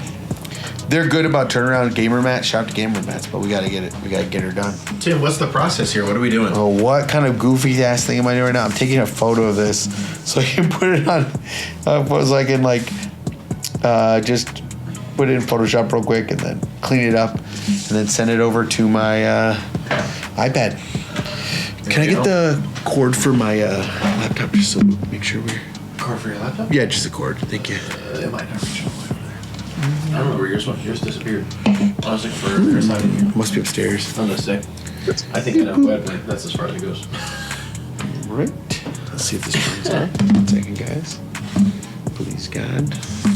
Oh, yeah, we're charged. We're good. We're charged. We're fully charged over here. So, what's everyone up to today? This shouldn't take me very long. I'll be done in... It's my little brief tech intermission. Dio said depends when you're done. I'm under the weather and in bed already. Oh, do you feel better, dude? All right, well, I'll call you in the morning then if there's a good time to call you, and I'll send you the art tonight. You can look at it while you're bundled up in your covers. Boom, boom, boom. Any other questions? I'm an open book. Ask me anything. AMA. I can multitask as I get this drawing ready.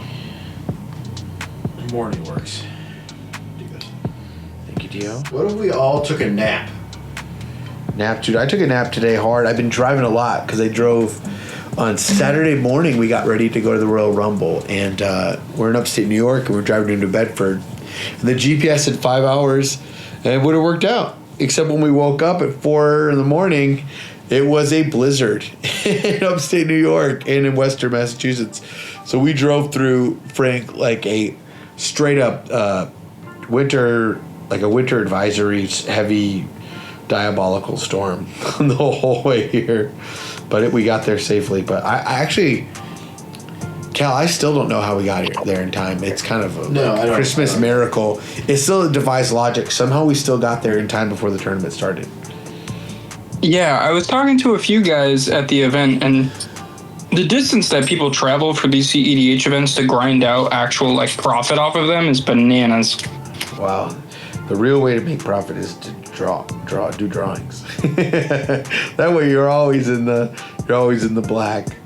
But no, I know. I think I think I go to those events to play because it's just a unique opportunity to compete and play against really good players. You know what I'm saying? Oh hell yeah.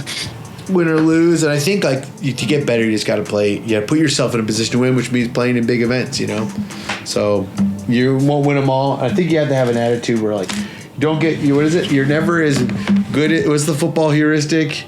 You're never as good as you think you are, but you're also never as bad as you think you are either. So don't get too high, don't get too low. I didn't play that well. I didn't play that bad. No, I didn't play that bad. But my results weren't that good because it's a 4-player game. Not everything's in your control. You know what I'm saying? Like sometimes you get there and sometimes you don't. You can't be too hard on yourself. You know, some very good players converted and some very good players didn't convert. So sometimes you catch lightning in a bottle and sometimes you don't.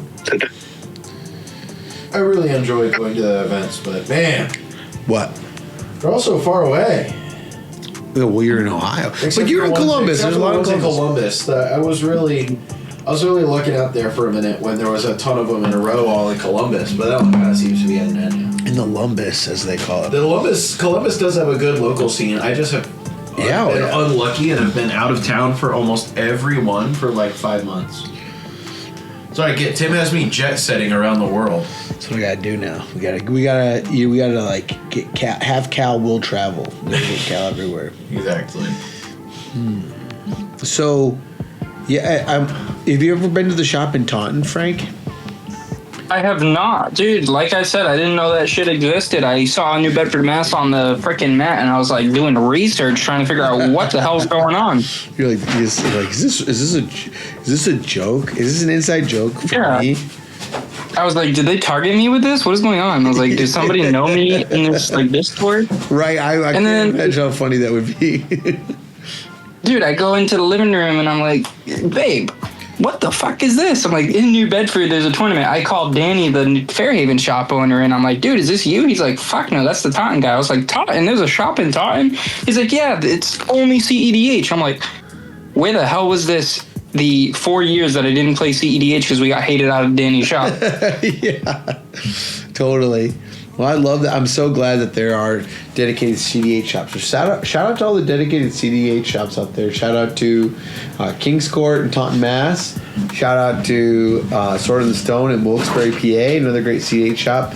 Shout out to the Mana Vault in Milwaukee, another great CDH shop. So those places anchor the community. You know, it's awesome that we have them.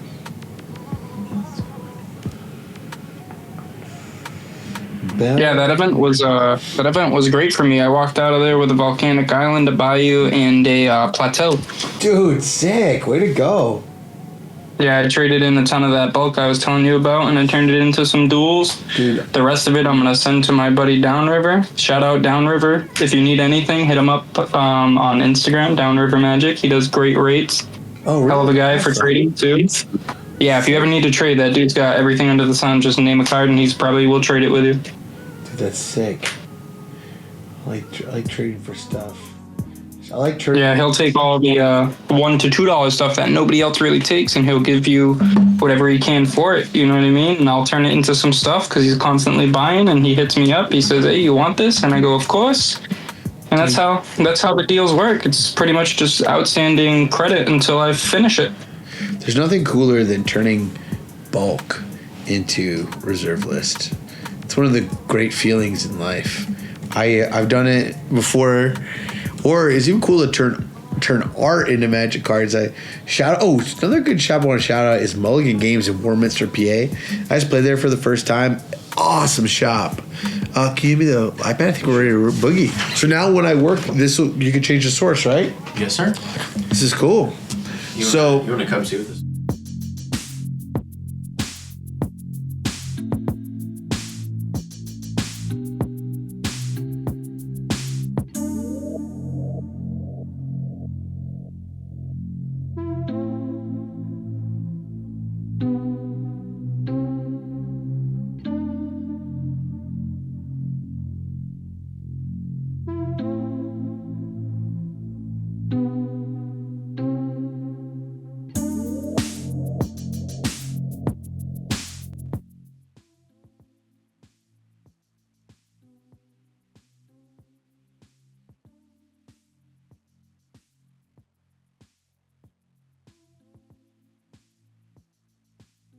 I'm gonna get his cat altered on a Magic card for him.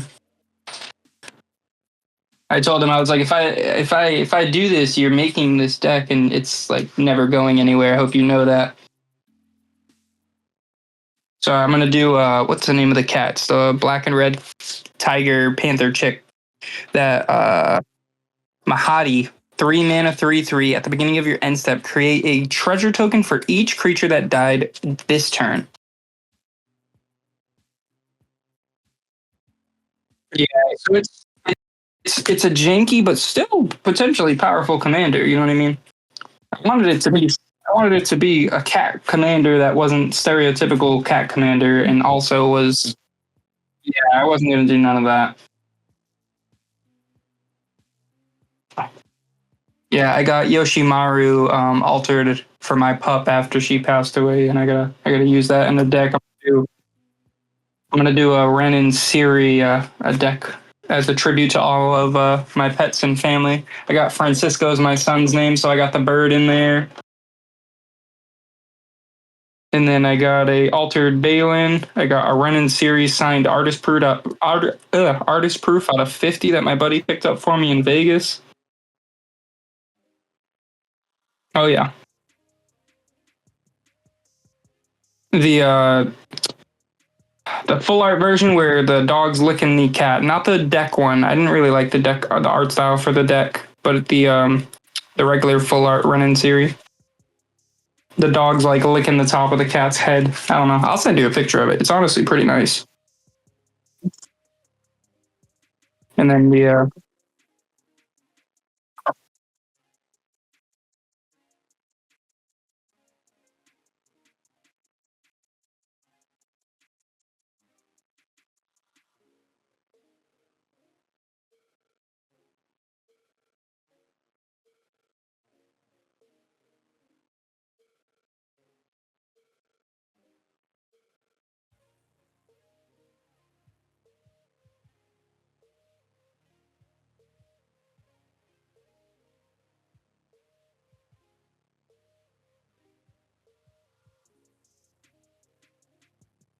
what would you do with them?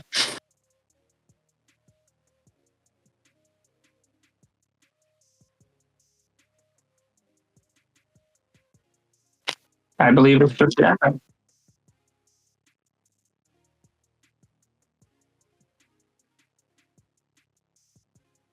Yep. I can.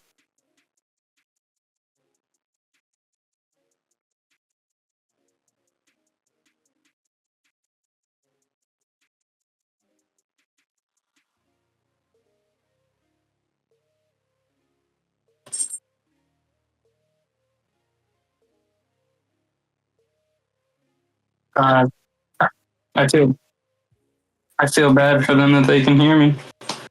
Sorry, guys.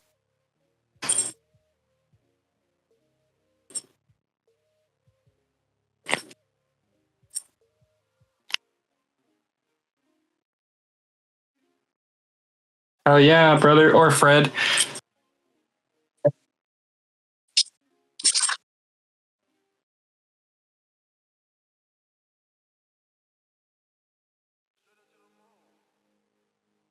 Yes, sir. It is. Yeah.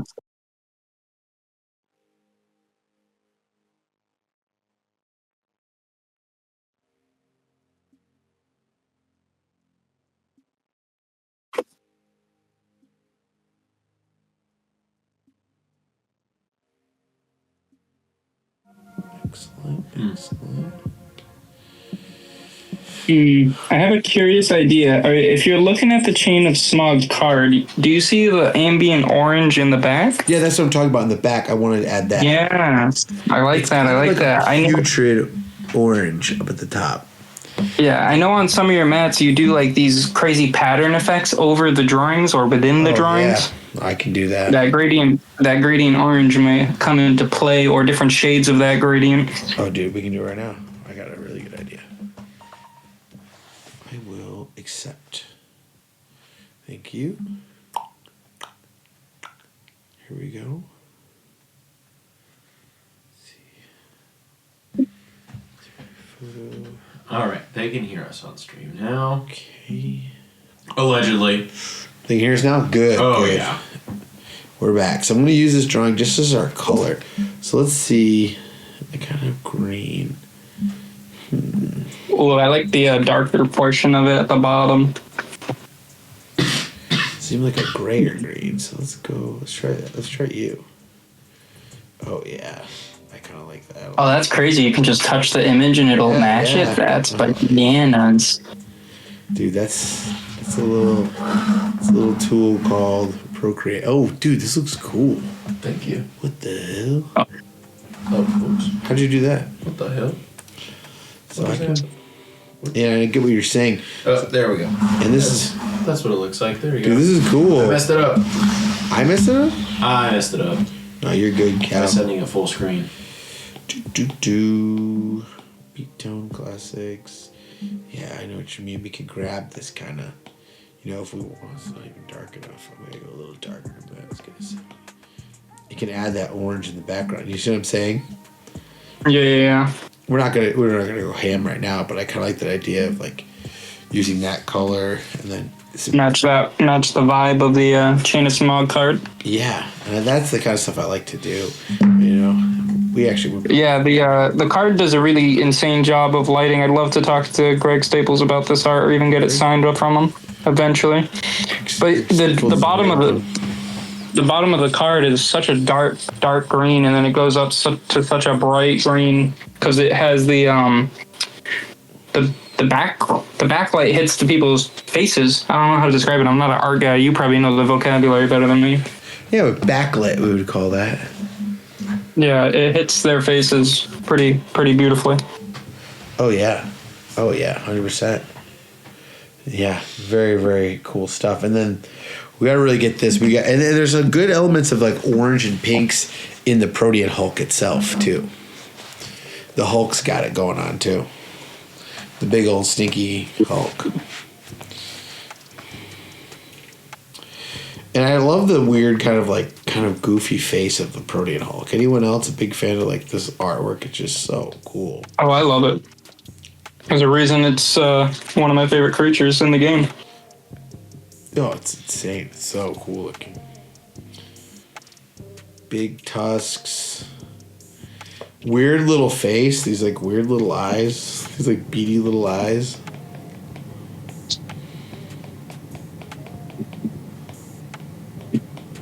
This is so fun. It's got these like weird kind of fat folds over its head, Totally insane looking.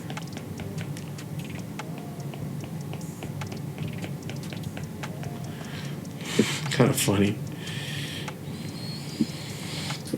We can mess with the proportions here. We can get a little smaller. Gonna fix. So she has an interesting. If you look at her BELBE, she has like these kind of like some sort of like Phyrexian almost like tattoos or markings. Thank you, Cal. On her forehead, and then she has her hair. So there's almost like this. If you look at the card or the art of her, there's like this false hairline. So I'm gonna move her ear back a little bit because she has a very unique look. Do you understand? When when you look at her face, it's not. If you look at the picture zoomed in, it's got like a green, almost like ooze before the hair. Right, and she almost has that kind of phyresis or something represented like on her arms, and on her legs. Yeah, that's where that tail-like thing comes from. It actually comes out of her shoulder. Out of her shoulder. And then she's got the Sister of Thor look going on with the spikes coming out of her head. Oh yeah. Yeah. These kind of. What is it? She's a bad guy. Hela. That's what it is. Oh yeah. Giving Hela vibes over there. Oh yeah, the reason I even made this deck to begin with is it actually is a tribute to my girlfriend. Literally. Does she play Magic? Looks just like her. I can never convince her. She made one deck. She has a Ronus the Indomitable mono green stompy Fight Club deck, pretty much. Just a bunch of fight spells because he's indestructible 5/5 Death Touch. Seems sweet though. You just target whatever you want to remove. You just remove it. You know what I mean? Yeah. And then just plays really mean green stuff. It runs Winter Orb, Vorinclex. She's a mean Magic player when she does play. Dude, Vorinclex is such a good card. That's like a casual card that I think is like on the cusp of playable sometimes. Is Vorinclex. I think Vorinclex is Cal, do you ever played against that card? In like Cube or anything? Like old? No, the new one. New one? I mean, the one from like the couple years ago. Yes. That card is crazy in Cube sometimes, and like it just kind of goes nuts. But yeah, the BELBE, it looks just like her every time I look at it. It's got this arm sleeve tattoos. It's got the reddish brown hair. It's got she has the same facial features. It's so creepy. But literally, ever since the card's been printed, I'm like, babe, they made you into a Magic card. I'm gonna play the deck now. And then I fell in love with the deck, and it plays every card I want to play. That's really kind of a cool thing, yeah. My wife, Mrs. Sabretooth, that's her real name, kind of like Mrs. Claus. Mrs. Sabretooth, we joke around, she reminds me of the the girl from Lon Lon Ranch in Ocarina of Time. We joke around with that. And my wife is a nurse practitioner, but she is a hobby farmer, and she has horses and cows and sheep and chickens and goats and stuff, and joke around about it a lot because it's funny too, because all art is inspired by real people. I mean, there was a model for this card, and maybe that model was some sort of amalgamation of people that did look like your girlfriend. There's no reason to say it didn't. And then so these things happen. There's cards that look like certain people. There's like did anyone remember the Nissa that was modeled off of the girl from Die Antwoord? Has anyone ever seen that? No. That's above my pay grade. Okay, Die Antwoord, it was like a South African like hip hop trip hop band, and the artist, I don't know who the artist was who did it, but Nissa Who Shakes the World, or Nissa Worldwaker, the one from M15. It's, if you look at the cards together, it's just like straight up this female musician just made it into Nissa. It's kind of just like it's like she's got a Nissa skin. It's pretty funny, but it's pretty excellent too. I can't believe no one knows Die Antwoord is no longer in the cultural zeitgeist. Yeah, more like the Scheitgeist. More like the Scheitgeist. I had it right the first time, huh? Got him. The one rare time where Cal got me. I want to just say, I've been busting on Cal and joking around a little bit, but I am so grateful for Cal's like expertise, his knowledge, his like organization. He's done everything. All the success I've had with the Kickstarter is due largely to the efforts of Cal Jones. So I'm just eternally grateful. Oh, dude, just in the few streams I've watched, every time you're like, I want to do this, he's like, give me 4 minutes, and it's done. I know, he's so good. He's just a dreamboat. I was trying my best. He's tall. I just like to come to fun. hang out on this stream because every 30 minutes, like clockwork, Tim will be like, guys, you know what? I just really appreciate Cal. Oh, good. He does it he just does it for the dopamine. I'm here for the self-affirmation. Oh, yeah. Well, I appreciate you, man. If you don't tell people that you appreciate them. I'm just here to call your commissioners the wrong names, Yeah. Fred, Frank, my dog, Fred, Frank. It's all good. My favorite. At least he's consistent. What's up? At least he's consistent. At least he's consistent, right? Yeah, it's not that way. It's like not even personal. It's like he's getting around with my dog. He's getting around with you. But my favorite Gold Guard deck, I thought Viral's is cool. Viral's Hulk was such a cool deck. That's like an old head deck. Viral's, Turbo Viral's. But if I had to play a Golgari deck right now, one I've really thought about is I don't know if it's good or anything, but I thought Mazarek could be very interesting because isn't it just a 1-card combo? It would not quite, but it would give you infinitely large, all of your creatures infinitely large, just with Basking Broodscale. That's a 1, and anytime there's like a 1-card combo, no matter how cope or whatever you think it is, it's worth looking at if it's 1 card. Do you guys know the card I'm talking about, Basking Broodscale combo? Can you explain it, Tim? I know it's Pauper. a Pauper. Yeah, Pauper All-Star. It's in Modern right now with Tithing Blade, but whenever you put a 1/1 counter as Evolve, and when you put a 1/1 counter on it, you make a Eldrazi spawn. And so any effect that would say whenever a creature dies, put a 1/1 counter on this creature or a creature will create infinite colorless mana and infinitely big brood scale. So in this case with Mazarek, Crawl Death Priest, he says whenever a player sacrifices a permanent, right, put a 1/1 counter on each creature you control. Kind of goes nuts. You could just like pop off and then just like kill the table with some dorks, or if you have any outlet for infinite mana in the deck, and you could, of which there could be many, it's just game over. Isn't that kind of interesting? That's it, and you're in Golgari. And I've been thinking like, man, this could be a sick ass deck. You know, like it wouldn't take much. You could just sneeze and it could kind of get there. I think it'd be kind of cool. Yeah, the Golgari Commander, if I was ever to go back into casual and make a good deck, would be the Gnome Chef. What card? Empty. Let me look it up real quick. It's a gnome? It's a black-green chef. I don't know if it's a gnome. Oh, Guillaume. It's a troll warlock. Oh, Guillaume, yeah, the chef. Yeah, it's a 4-mana 5/3 trample. Already a good body for me. Yeah. 1 mana sack of food. Target creature gains indestructible until the end of turn. Tap it. All right, protection. I love it. At the beginning of your end step, create a number of food tokens equal to the number of non-token creatures you had enter the battlefield under your control this turn. Love that. So many routes you can take that deck. Yeah, that card is oddly expensive too, isn't it?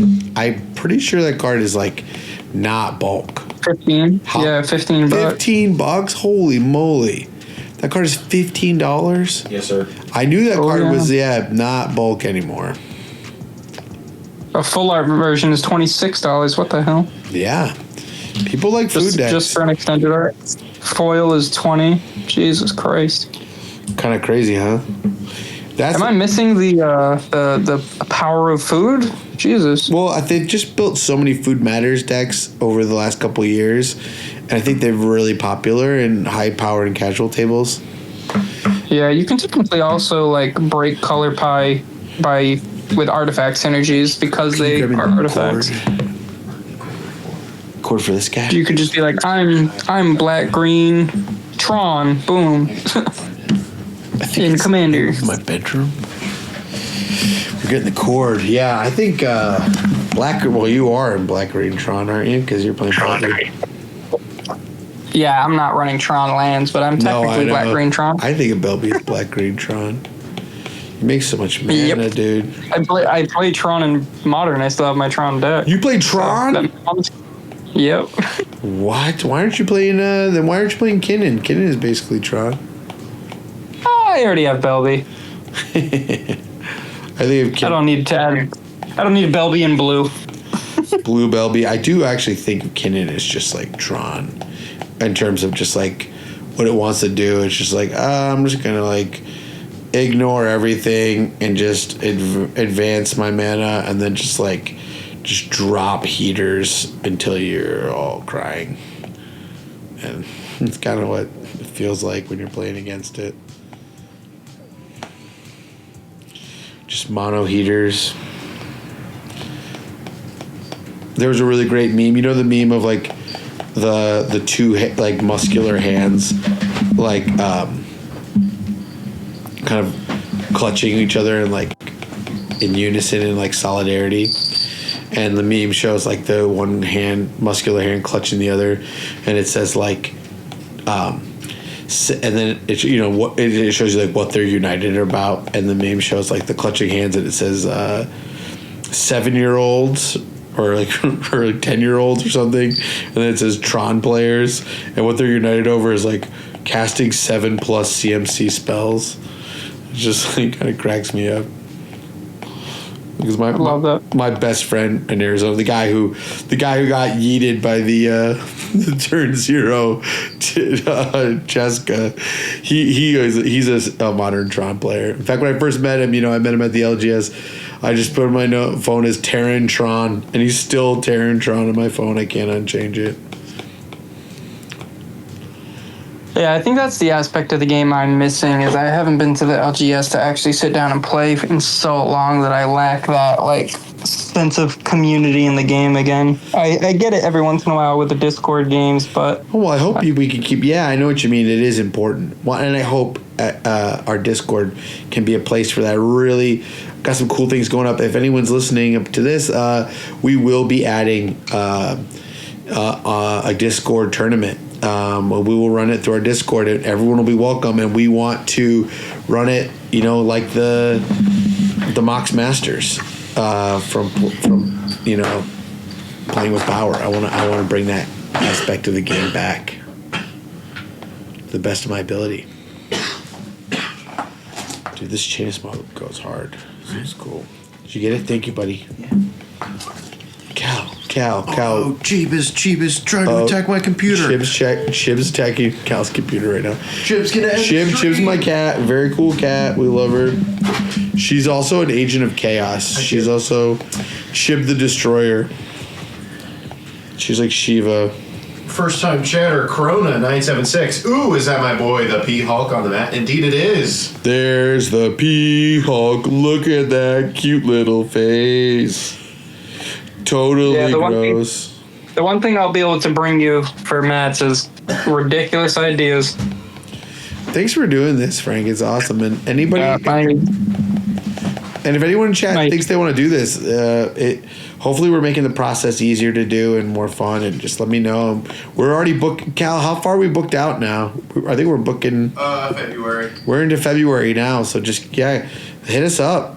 We'd love to have you. And again, if the demand increases, we know we'll take it further. But yeah, we want to at least do these once a week. And then if the desire is there, we'll go even further than that. But it's a total blast. Yeah, that's going to be the hard part, I feel, is how do you guys scale? You know what I mean? Yeah, we'll just do it more than once a week, I guess. That's the real goal, I guess. Do it more than once a week. Patreon creates full-time job, man. Yeah, it's fun, Whoever I can bring Cal on in a more official capacity is my goal next year. Apologies if the stream is scuffed. Chip is on my... Did she scuff anything yet? I don't know. She's standing on my laptop. Why do cats like standing on laptops? This is the real question I want to get into the heart of. Nate said Chib's bell is driving the cats nuts. They hear the bell and think it's their toy. Oh no, dude, Nasty Nate, what's going on, dude? Dizzy, thank you for the gifted sub. We appreciate it. I want to tell Nasty Nate that I may or may not have in my possession at this moment Nagila number 3 mat. We should show him the mats at some point later in the stream. Maybe I accidentally already packed it. Who knows? Did you already pack his? No, I didn't. We're gonna show him. Could we tell him we add him to the mat? What? We added Nasty Nate to the mat. Where? We wrote him on there. I haven't seen it. It's on there. Wow. Why are we whispering? Because it's funny. Okay. Nate, we added Nasty Nate to the Nagila mat. You've been immortalized in an Easter egg. It now says Nasty Nate in the corner of the Nagila mat. Does it say anything else special on the mat, Cal, that you want to share with the class? Does it say corn dog? There's nothing. Does it say corn dog anywhere on there? Wow, I sound so far away from the mic now that it's not pointed at me. Here, put it right here. No. Is it good for both of us? No, I can pointed speak at up. you. I'll speak up. I'm just pointing at you. Is that Mrs. Sabretooth coming through? Sure. Let's see. Cheap's bell comes through the stream nice and clear. Way to go, Chib. Chib's an awesome cat. We're definitely Chib-pilled around here. She has a cute little bandana. She wears a little bandana. She's a black and white cat. She's what we call a tuxie. She's very cute. She loves me, which I like. I like a cat that loves me. Yeah, Corona, it is almost certainly she's just sitting here because of the heat of my computer. Oh, is that why they do it? Maybe. Computers are warm and the cats love warm things. Checks out. I mean, it checks out. Dude, this death rate shaman is looking good. That's the cool part I really like about sketching it out in Sharpie and then coming in with the stylus. I can really kind of add some bold lines and do some like quality fill. It gives me the impression of using like in the past, like an ink pen or a fountain pen. You know, using India ink was kind of the way I used to draw when I was younger. I think a lot of artists trained using India ink or charcoal. You can really make some broad, thick, kind of bold lines. Yeah, I really love it. Frank, what do you teach? You said you're an educator? I teach environmental science and biology. Oh, that's awesome. You ever been to the Demarest Lloyd Wild Wetlands place over there in South Dartmouth, Mass?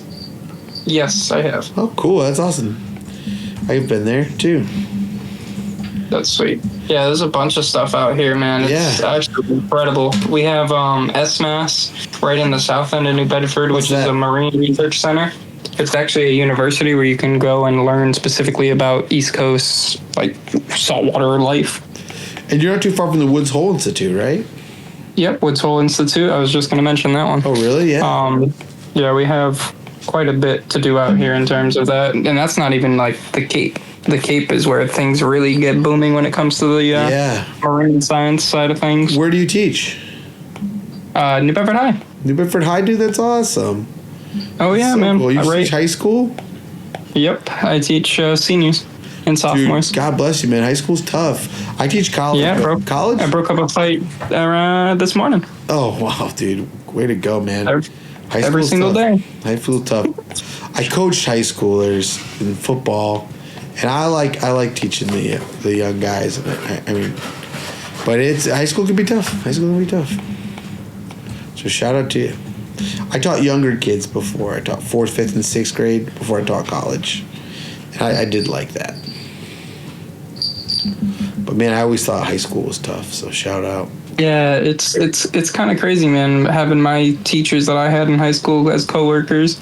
Oh, cool. And you went to New Bedford High too? Yep. Dude, that's so cool, actually. They're probably happy that you're back. If the kind of kid that comes back and teaches is probably the one they want to hang out with, so. Yeah, I have. Sacrificial. I'm pretty close with a lot of my students, thankfully. I taught AP last year, which was an absolute blessing. I'm hoping I can do that again next year. I got to get my license lined up. The emergency COVID stuff's all done for. Oh, yeah. So that's how you got back into education? Yep, I went to school for conservation law. I worked for the environmental police down the south end of New Bedford before that. Wow. And then I got roped into substitute teaching just as a back-end COVID job. And from there, they asked if I wanted to teach while I was already there. And I said, sure, why not? Oh, that's so cool, man. What a cool way to get into it. Yeah, I've been doing it for 4 years now. Yeah, and that was true. I mean, like, I was teaching college, and I was teaching at I taught at the college level at the University of Iowa, and I had gotten out of elementary education. I didn't have my teaching license, but I had my master's degree, and I also taught Montessori when I was younger. So I had a Montessori teaching certificate, but I didn't really have a Arizona teaching certificate. But during COVID, they slashed everything. They were just like, if the school district will give us like $400, you have a teaching certificate. You know, like they would do anything to get teachers. They were so desperate. An interesting time. But it also let people realize that maybe teaching was for them, so it was kind of cool. Yeah, man, I love it. I wouldn't do anything else, honestly. Oh, dude, congratulations. The kids are lucky to have a teacher like that. My dad's pissed because I'm not using my degree anymore, but whatever. Dude, I'm happy. Whatever. Listen, my schedule lines up with my kid. I get to see my kid every single day for multiple hours a day. I love it. How old's your kid? He's 2.5, gonna be 3 in July. Oh, cool. Congratulations, dude. Yeah, he's got I don't know if you remember from Discord, he's got a lot going on, but he's an absolute banana. He's a riot to be around. Dude, that's awesome, man. because honestly, what's more important than doing meaningful work and being around your family? There's really nothing better. Like there's people who, I had a successful career as like an author, and I've had different jobs, but when you can really step out and like do what you love, like I'm having the time of my life right now. I love doing this. I really, really do. And then and if you get to do meaningful work, nothing beats that. That doesn't matter.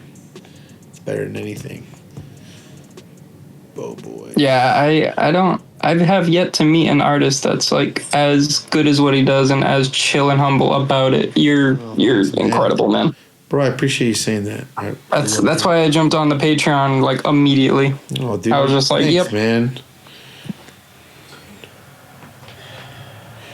Dude, I appreciate that. You can't go up there. Death Right Shaman. And then I stuck around for Cal, you know what I'm saying? Oh, yeah. Yeah, you gotta stick around for the corn dog. Everyone, I'm very distracted, running Cheeb interference right now. Dude, She's burning up a storm. She loves me. She's also still trying to get on my computer. By the way, Cal, now do you see why like Shib drives me crazy when I'm on stream? Insane every stream. Yeah, she goes wild. Like when stream comes on, she like knows my attention is elsewhere, so then she just like goes nuts. Well, she was just sleeping on the sofa upstairs still until I went and got your charger. And then I you woke her up and she came downstairs. So it's all my fault. You woke the beast. She was sleeping up there. Hey, thanks. I appreciate you sticking around the Patreon for me. Lots of Cal on the Patreon. We have to have a Cal's Corner. Cal's Corner. We want to get Cal back into. Cal is like Kev. We're gonna be bringing on Jess Kevswell, Kevin Weber.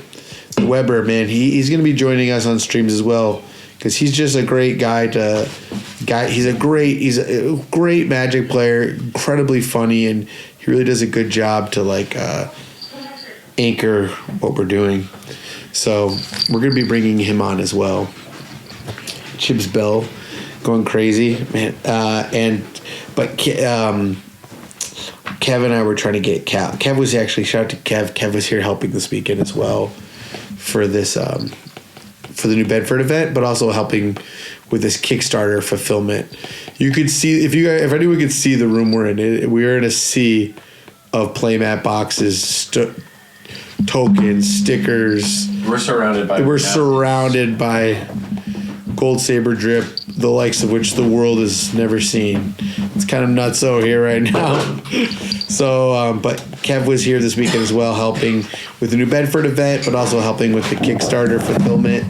And our big goal is we want to get Cal, old corn dog, to play some online Magic again. So maybe my idea of relaunching a Gold Saber version of the Mox Masters and getting a high stakes CDH tournament, and I'll put a Mox on the Dueling on the line. Mox. Crow Mox. No, I would put a Dueling on the line though. Maybe a Taga or something. Man, how are you liking this? Is it looking good to you? It's looking good to me. It looks absolutely bananas. You got to get that cauldron in there for the Witherbloom. Get that orb. Orb he's coming in. Oh, that's right. He has a cauldron. So that's right. Do the cauldron right above the guy's foot and then have the orb right in between his fingers. You're chilling. Dude, this looks incredible. That Bowmasters came out insane. You put so much effort into that Bowmasters. I can tell you like that card. Dude, I love the Bowmasters, man. I love the Blowmasters. I love the Bowmasters. I love the Blowmasters. No, Can we change it to Blowmasters? Is that the Blow Boys? The Blow Boys. I gotta say, Orcish Bowmasters, this is my stump speech. Wizards of the Coast, Gavin, if you're listening. First of all, don't sue me. Second of all, listen, do not ban Orcish Bowmasters. That is my stump speech. Not in Commander, in Legacy, in Modern, in whatever other format. Whatever you want. Sure, but dude, it's so fun to have it in CDH. I really love it. You need something. You need some nasty thing when people are storming off and reeling off and drawing a million cards where they have to be like, that kind of sucks. Like, this is going to be bad. You know? I mean, if I'm honest, without Bowmasters, I think you remove Ristic. I've been anti-Ristic since I started playing. Oh, I agree. I think you just. I think things like Notion Thief and things like Bowmasters keep those Ristic players in check, and that's why I run Notion Thief and Bryn. Yeah, I know what people think, like, oh no, they're not that good. No, you gotta. I'm part of one of the unhinged people who I didn't think we needed to ban Hull Breacher. When Hull Breacher got banned, were you? Oh, I didn't agree with that ban at all. What about you, Cal? Were you like? I thought it was like a oppressive card, but I was never like, this needs to go. Were you? It was casual that ruined it. They even said it was casual. I was not feeding for it to be banned, but when it was banned, I understood it.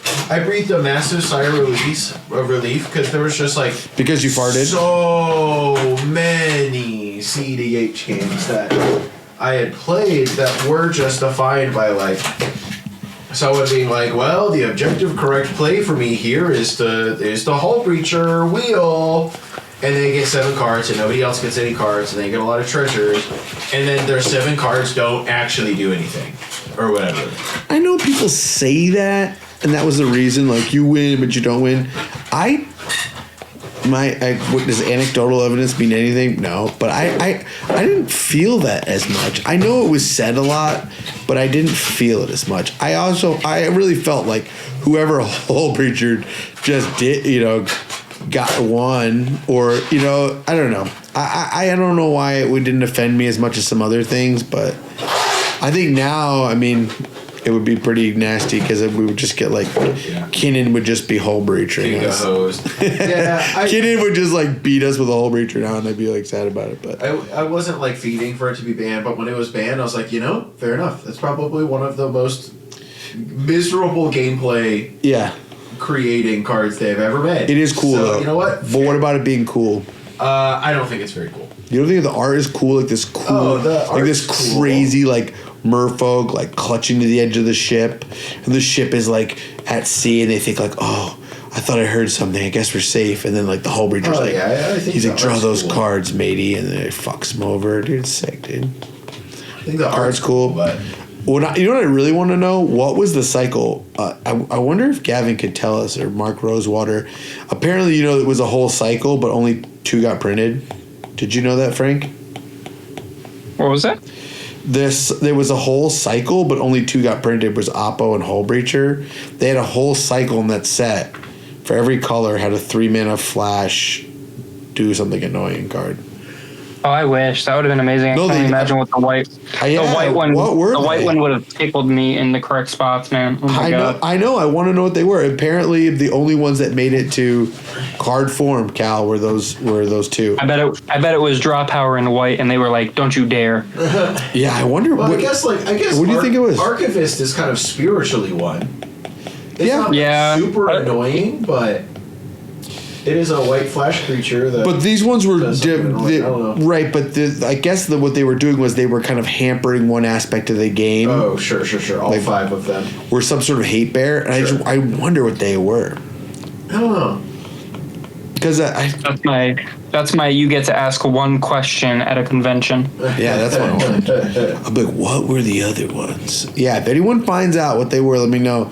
Just like the other question I always ask, I once knew some of this answer, but it's been lost. And like, Matt, you'd be surprised what can get lost on the internet. Like, you think it sticks around forever. It really doesn't. But people used to know back in the day, but the dual lands were an Ice Age. I don't know if anyone knew that. But then early on in the playtesting, they were like, maybe the dual lands should just stay in the base sets. And then they were like, maybe the dual lands just have to go. So they got rid of the duels. But so the art for, I know you're a Drew Tucker fan. They say that the art of Plateau is Drew Tucker, but it's actually not Drew Tucker at all. Did you know that? Yep. The one in Revise is not Drew Tucker. The art for Drew Tucker was the Plateau from Alpha, Beta, and Unlimited, because the art for Revised, it apparently Drew Tucker had sold the painting, and Wizards no longer had the file for some reason. What is my cat doing? What are you doing? So what happened was they sold it. So they had to just use some of the 86 scrapped art for the Ice Age dual land of Plateau. So that's the only one of the dual lands that has the Ice Age art. Is the 4th edition. So that's why the art is different, and that's why it's like a plateau covered in snow with like a little guy riding a horse. And that artwork is actually not Drew Tucker at all. It's Carlo Bruni, I think, is the Magic artist. He was one of the early Magic artists who did Carlo Bruni. I think he did a bunch of cards and Legends and stuff. Anywho, that's just like a cool piece of Magic lore. So, but they ended up recycling almost all the art that was going to be on those cards, those dual lands, and some became like, some became like the Pain lands, like a Dark Our Waste, but some became like spells and enchantments and stuff. And I just like, I want to know. There used to be a list of like where all the art ended up from the dual lands, because they just recycled all the art. And I can't remember what it was, and I want to know. So that's the story. It's just so cool. Oh, okay. Chib is. Did you go get Chib? Get him off your chest. Chib has climbed onto me as a nut. Now she knows Cal's coming. So now she's. Oh yeah, get out of there, Chib. I'm coming for you. I'm gonna hang you upside down. I'm not gonna. No, Chib. I would do that to Mac because he likes it. This is looking good, guys. This is looking good.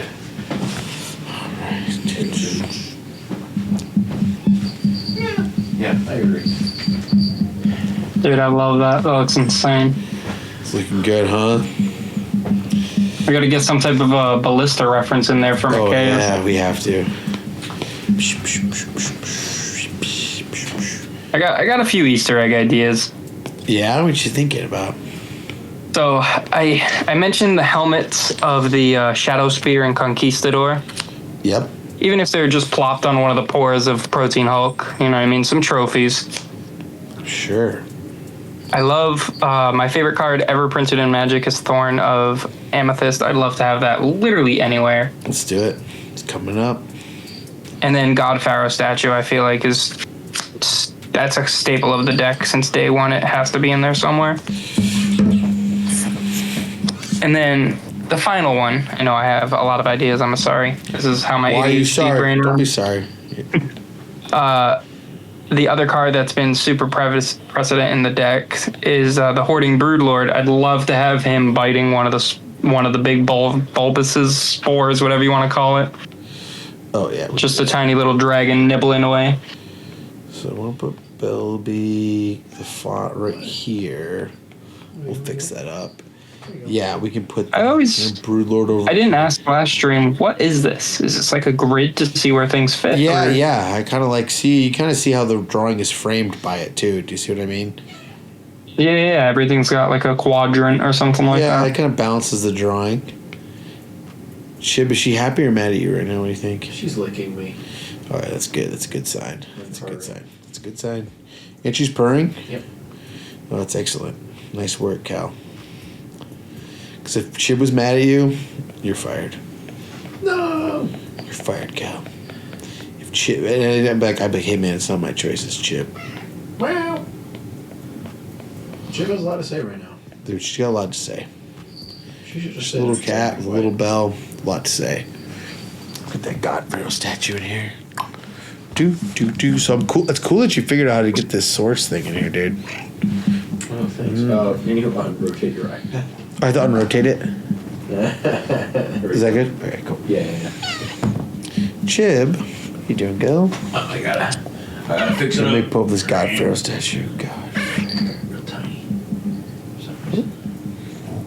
Chib, do we know where Mrs. What is Sabertooth is? Mrs. Sabertooth? Yeah, maybe she wants to take Chib right about now. She might be outside still. Is she outside? I'm going to add a God Pharaoh statue to this. Dearest Mrs. Sabertooth. Dear Mrs. Allison. Please! Please, for the love of God. She's probably in chat right now. Is she? Right, hold on one second. Let me get this God Pharaoh statue in here. Hold on. And then what was the name of the Conquistador card? Sorry, just be crazy. The Conquistador is Vicious Conquistador. It is from Ixalan. Oh, I see it. 1 mana, 1/2. Oh yeah, Just a little helmet. the helmet's cool. We could do that. You know what I mean? I figured decorate some of his little spores since he's got so many of them. He has a lot of spores that are going to hatch out 6 CMC worth of Little guys. little duders that are going to win the game. Yeah, typically I grab, I believe it's called Body Snatcher, and then I'll grab like a Visceraseer or Carrion Feeder and a Sylvan Safekeeper. Those are my 3 in the first pile. Oh yeah, and do you use that? What's that other card too? The Sleeper Agent. Isn't there another new one that people have been using? I don't know. Let me see. It might just be off my head. Sleeper Agent is a card I'm thinking of. It's like a way that or not Sleeper. You know the card I'm talking about? It's like some sort of like Phyrexian, and like it'll become a clone. Oh, Phyrexian Revoker? No, it's like that's another one that I run. It's from a not Phyrexian Revoker. Oh, what's it called? What the hell is it called? Is it Dreadnought? No, Obliterator. No. No. It's not the Body Launderer guy because he's cool, but it's not that. It's another one. Yeah, I know exactly what you're talking about. It's like a little Phyrexian, and he comes into play, and he becomes. And you return a creature card from your graveyard. No, he becomes something. You're talking about the Activated Sleeper. Activated Sleeper. That's the card. So you run that in Abzan Hulk piles because you can copy Revelark and pretty much infinitely loop it.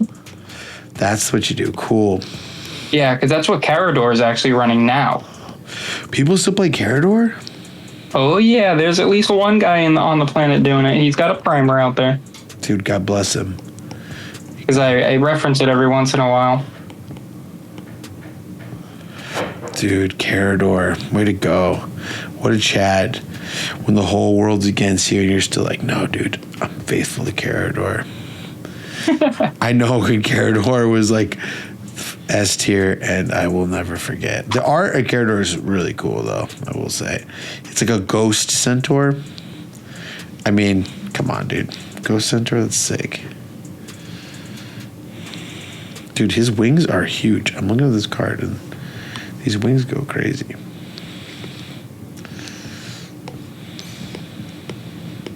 Yeah, man, that card, if it drops turn 2, man, it's just a rough game for everybody else. Oh, I've had one of those rough games. I've been everyone else. I know how bad it sucks. I like Frank. Frank's a good guy, but I am a known God Pharaoh statue hater, dude. This card fucks me up. Fucks me up, dude. Always like, oh shit. Yeah, I'd like to interact, boys and girls, but we did. There's a guy. I mean, imagine that plus a static orb, plus a winter orb, plus a thorn of the amethyst, a trinisphere. Oh, I'm sorry. I just yeeted myself. What did you say? No, that was, dude. That is so hard. That's the old variant I used to run, was just non-stop hard stacks until I drew my cards. Frank, then what do you do though when like the Kinnan? This is what I'm going to say to you. I'm saying this to Frank, but I'm saying it to all you stacks players at home. It's all fun and games until we just get killed by the Kinnan or Sisay player who doesn't care about our stacks. What do you do about that? About the Kinnan or Sisay player, you're only fucking over the player casting spells. But that Kinnan and Sisay player, they're just balling out and they don't care. They're like, oh, okay, yeah, I'll never cast. Now you see the dilemma with the deck in this meta. I can't play this deck in a higher level play. You know what I mean? This is me saying, okay, I want to play CEDH, and we're all running like okay decks. If I'm playing against a Kinnan player or a Sisay player, I'm playing a meta deck. I'm not playing this forced. Fair enough.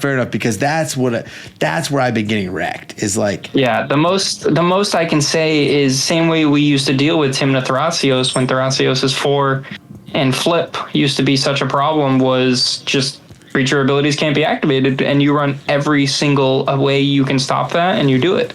You know what I mean? Yeah, you're probably right. Now we have that new flute.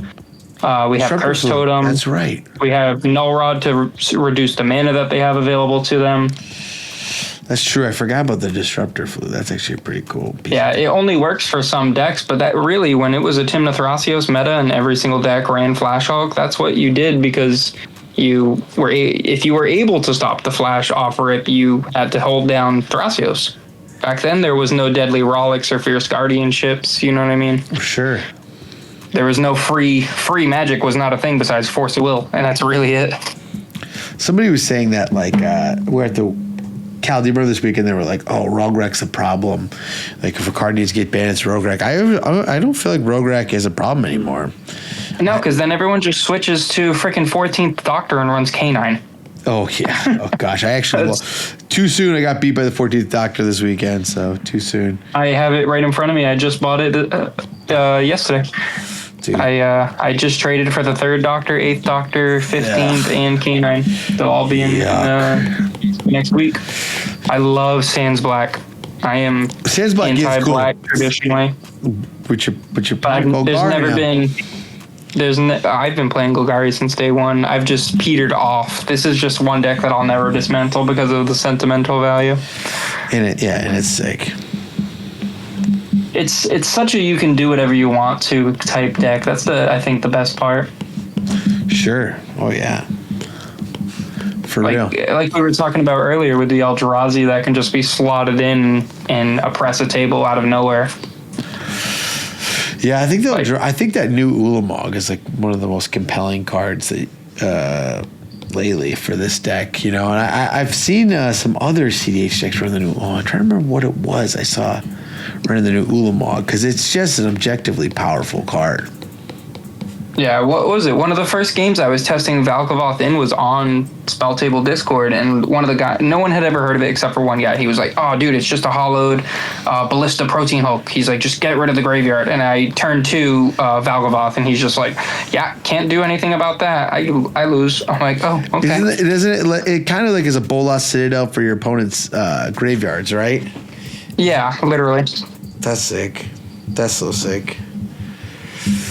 That is. Yeah, I'm very excited to test out the Ulamog. I genuinely think there's some room for it, especially if I introduce the Conduit of Ruin, I think it's called, the Eldrazi that allows you to tutor for another colorless spell. Oh yeah, Conduit of Ruin. So you drop that guy turn 2, and yeah, maybe that's not a Godpharaoh statue, but it's still a tutor for the next turn. And then next turn you drop Ulamog turn 3, have Lightning Greaves out from turn 1 or 2, you know what I mean? Depending on how hard you ramp. What do you think about running Eye of Ugin or one of those Eldrazi spells, or no? Those Eldrazi lands? Eye of Ugin. Yeah, depending on my ratio, I think I could happily slot those in. Ugin's Labyrinth was Ugin's Labyrinth, I think, would be one of the better options. Or even, not is it Sanctum of Ugin? Let me see. Ugin's Temple. Oh, Eldrazi Temple. That's the one I'm thinking. Yeah, that's the one. Yep. That one I think is definitely usable in the deck, and I think I'm definitely going to slot it in, especially because it's not a forced ability where the Ugin's Labyrinth, you have to ditch a card, I believe. I think so. Let me see. Yeah, oh, no, wait. When Ugin's Labyrinth enters the battlefield, you may exile a colorless card with mana value 7 or greater from your hand. If a card was exiled, you add 2. So yeah, I don't know if I'd run it just because you have to pitch in Eldrazi to a 7 or more value, which I'm only running maybe 3 in the deck. That's the new one, right? Yeah, I don't think I'd run that one. Let me see the other one you said. Was it Ugin's Sanctum or something like that? Eldrazi Temple, or Eye of Ugin. Eye of Ugin, that's the other one. Oh yeah, that I could definitely see running, even as like just a pure utility land. Yeah, some of these big mana Eldrazi cards are sick. Yeah, I think finding a way to maybe jam some more of these Valgavothi type cards would be really, really nice in the deck. Hoarding Brewlord is strictly there as like an insane body that can tutor. And it's just a cool card. Yeah, I love the art on this one too. It's just devouring a Phyrexian worm. Has the poison dripping all out of it. Dude, Chib is basically the Valgavoth of this stream. No, do not do that. It's gonna fall on our heads.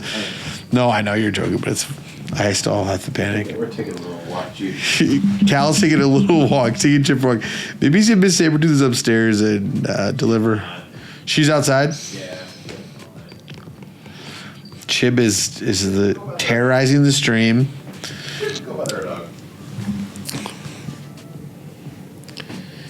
bring up. Good luck, dude. Oh, Cal, go give her a shrimpy. That's what you gotta do. You know where they are, right? On the little shop. Yep. I'm gonna put Hardened Broodlord up here. My cat is severely. She's in full Destroyer of Worlds mode right now.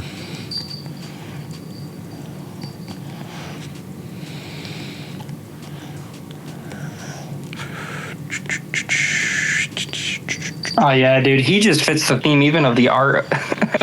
Oh yeah. Yeah, my two projects right now are Vren. I don't know. I kind of disagree with my friend's point that it has to run Thassa's because it's in black blue. It's pretty free. The way he explained it was Thassa's a bad ponder, worst case, right? In the 99, it's just a bad ponder. And then Demonic Console and Tainted are oh shit situations where I can tutor for some type of protection or some type of interaction, the little that I have. I think he's right about that. I think the only dead card is the Thassa's Oracle. I think the other cards are just too free. Yeah, so I get it. It's just the land base is what kills me, man, because I have to take out my one-sided stacks pieces that really make it a beats deck. Which stacks? Because I can't run Winter. I wanted to run back to basics in Winter Moon because I love Blood Moon effects. I think they're very, very oppressive, especially in a Thassa's meta, which we're kind of not right now with Sisay and Kinnan, but still, they're out there. So I love Winter Moon and Back to Basics, and I think they definitely help with beat-style decks that don't really care about the mana restriction, right? So it's true. Look at Karlach, actually, for a good reason. You know what I mean? For a good example. Yeah, I agree. I think those are... You know what I mean? You can still jam your 1, 2, and 3 cost beaters, develop treasures, and then use those treasures to smack your Malcolms, your professional face breakers, all those guys, your Ragavans. I agree. I think you're right. That Karlach deck's cool too. You run Enduring Curiosity to draw off the top. I like Enduring Curiosity. It's crazy. So I think the hard part is I'm in black, not red. So I lose a lot of those combat-centric threats that exile the top card of my library to cast, create treasures, right? I have the treasures in blue, in Malcolm's, and stuff like that. I have the card drawer in blue too. But it's just trying to ensure that my black cards are threatening enough in that beat strategy, right? While still being a WinCon A deck. That's why the name of the deck is WinCon A with a question mark, because is it really a Thassa's deck? Yeah, I think just the truth is there's no objectively right way to do anything objectively. It's got to be about your playstyle and what you like to do. And if you really don't like the Thassa's Oracle playstyle, don't play it. But your friend does have a point. It is just super free because that's the reason why Thassa's Oracle combo is so good. It's 3 mana or 4 mana. It is pip intensive, no doubt.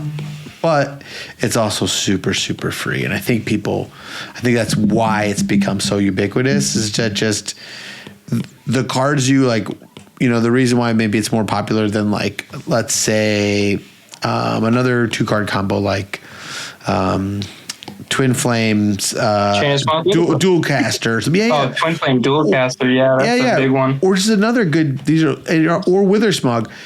The cards are more dead outside of the combo, whereas like the 2 forbidden tutors as they're colloquially referred to are not as bad. They're not like the Tainted Pact is just a good card. Yeah, I mean Demonic Consultation is kind of an oh shit button, but it's not bad. Yeah. Being in the best color for interaction as a pair also, I think, makes it less painful in every way. Yeah. So I think that's what it is. I agree. There's certain times where it's like another card where actually I think. Can I force it? How much can I force it without getting away from my first plan? Is my point. Right. You can say. Yeah. Totally. The only card I would make an argument. Am I hurting? Go for it. No, go ahead. No, I'm listening to you. I could listen to myself talk all the time. I don't need to listen to me. My big gripe is beat stacks is what I want it to be. You know what I mean? You drop 999s on turn 3. Adding those packages for Thoracle and reducing the slowness of the deck through stacks pieces because of my land base is what it is, right? The reason I run the Winter Moon in the Back to Basics is because I run the 13. I think the Magda Math, I'm in the Magda Discord, the Magda Math was 13 lands, 14 lands basics that you have to run to get around those effects, right? I run those. Karlach runs, I think, 12, so the math makes sense. Karlach runs 12 My worry basics? is on my creatures. That's cool. Yeah, Karlach I think is 12. It's 7 and 4, so yeah, 12. Wow, that's cool. I didn't realize. And that. Magda's 13, so. Wow, I didn't realize it was that high. So, wow. Yeah. So am I able to have threatening enough creatures not in red, right? Red is where the threatening creatures come from. Green is where the threatening creatures come from early. Am I able to do that in black blue? I have the mana generation and treasures. Are you on Rev, the Tithe Taker? We already talked about that one. Yes, I have Rev in there. Yep, I just added that one. That one makes the deck Rev's cool. a lot easier. Cal just pulled the Rev. And a booster pack. Dude, I joined the Discord. I need that Rev. Let me know. Trade Cal. You know what I'm saying? I got juice. We know he's in the trade chain. He's doing something. I know. There's somebody in the Taunton Store Discord that actually plays Rev as a CEDH commander, and the deck is so jank. I love it. It runs so many cards I've never seen run in CEDH. I mean, there you go, Cal. You might be making a CEDH deck, mono black. Are you on? Yeah, it could be cool. What about? Are you on Grim Hireling? Grim Hireling, that was one I was debating putting in there.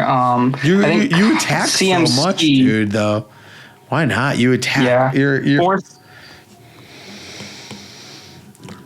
Whenever one or more creatures you control deal 2 damage. Yeah, so it's pretty much a Malcolm for 1 more. I get it, and then you can sacrifice to give -. Wow, it's each creature, and it can be removal. I think it'd be good in your deck. You think it's gas, don't you? Yeah, I think Cal likes that card because he's an Agila player, but. It is, and I will say about it, and Cal, what do you think? It's one of those cards that actually even plays better than it looks, too. I would agree. Like, it looks like, you're like, oh, that's pretty good, but then when you play it, you're like, holy moly, this thing just took over the game. The 4-mana investment can be a little bit tough, but it pays it back, obviously.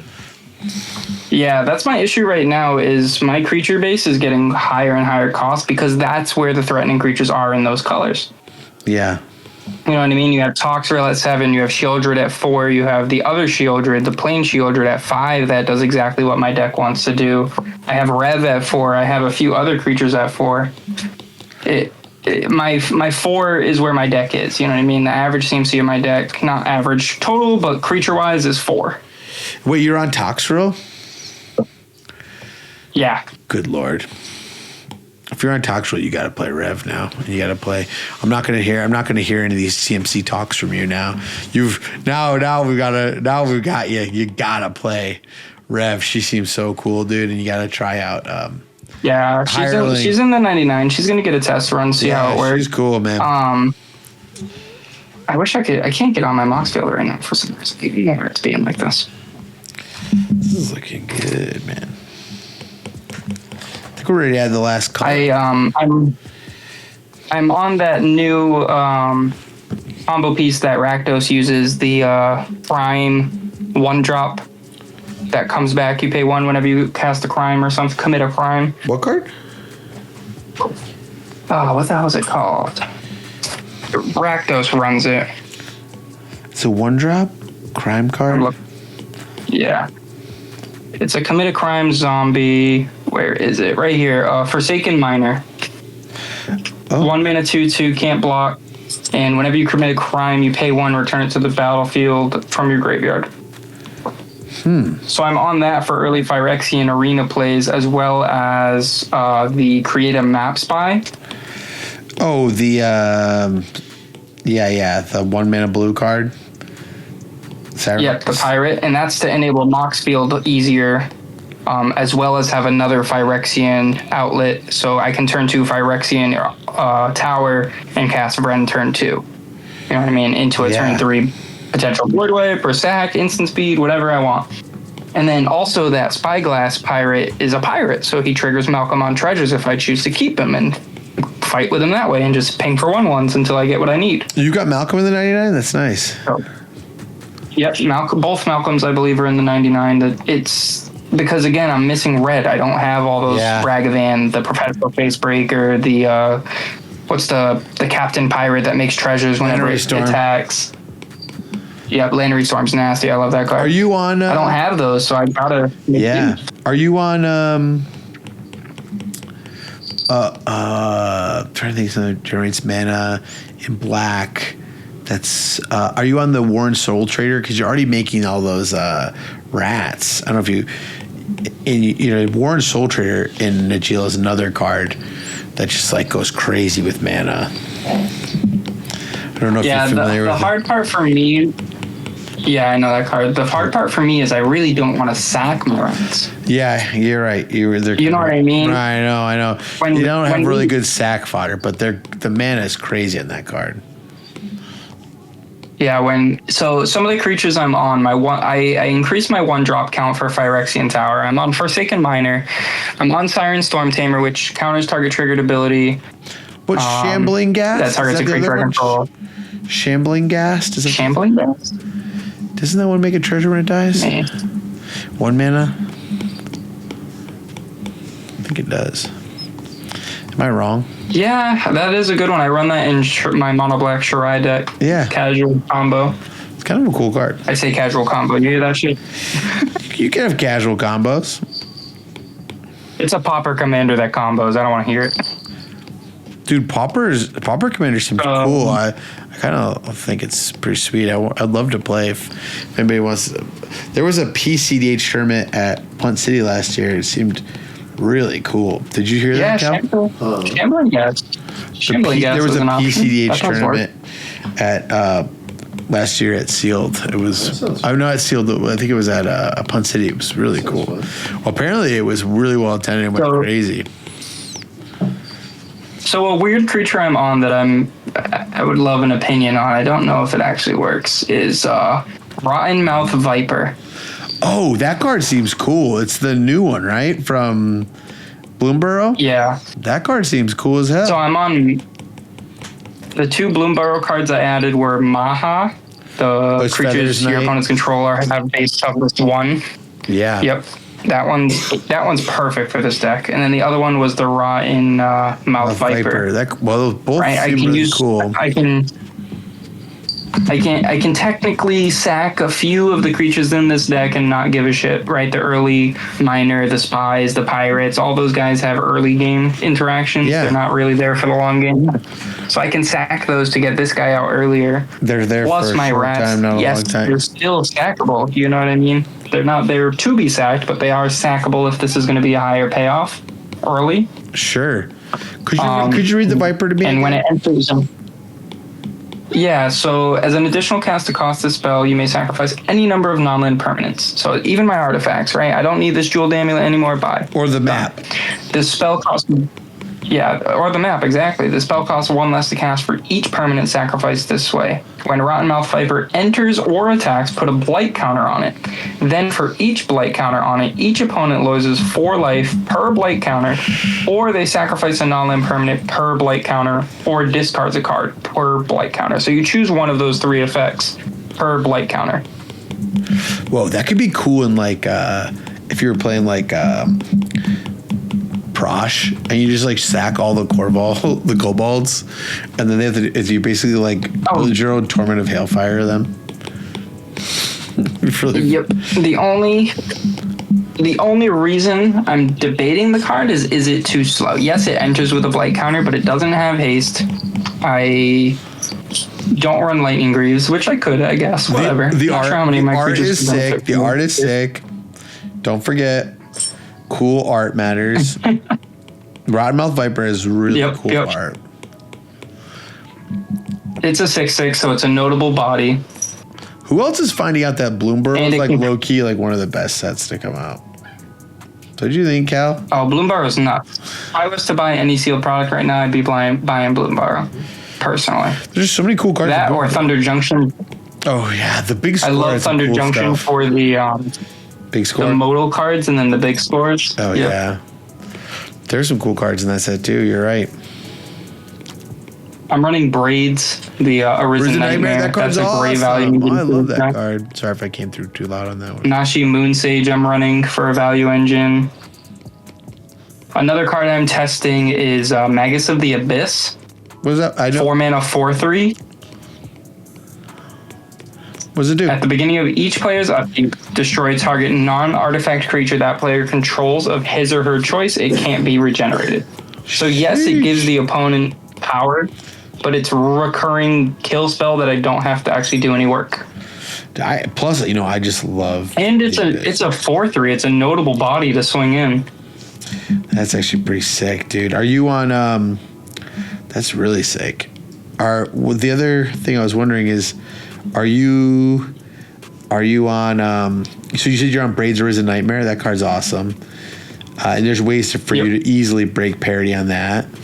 So I'm trying to think some other things in that line of cards. What does unfortunately the Duskmourn, the black enduring card is not very strong, because it only really has exquisite blood kind of implications, doesn't it? It's not really. Yeah, so I think whenever you gain life, target opponent loses it. Yeah, it doesn't do anything here, sadly. Doesn't do anything. It's not like the blue one's it's not like Karlach, where both of them are super relevant. Yeah, exactly. The red one's incredible too. The green one's incredible. I mean, the green one is like a CDH staple at this point. But the green one, anybody who was an early adopter of that card is feeling pretty smart right now, because During Vitality is so good. That card, talk about cards that go crazy in Kinnan. That card goes crazy in Kinnan. Somebody suggested the blue Overlord to me. Oh, the one that loots? From Duskmourn. Yeah, you draw 2, but I already have Enduring, and I already have I have not Curiosity, but I have Combat Research in the deck, just because I love putting it on Vren, making her a 4/5 and protected. You know what I mean? A little bit more protection. What about I'm trying to think of combat focused blue cards. What about Grazilax or whatever? The one that turns everything into Timna? Yep, I have that in my considering pile. I was gonna run it, but the double blue I was worried about. Yeah, it seems pretty good. Well, yep. It seems pretty good. I have that in there.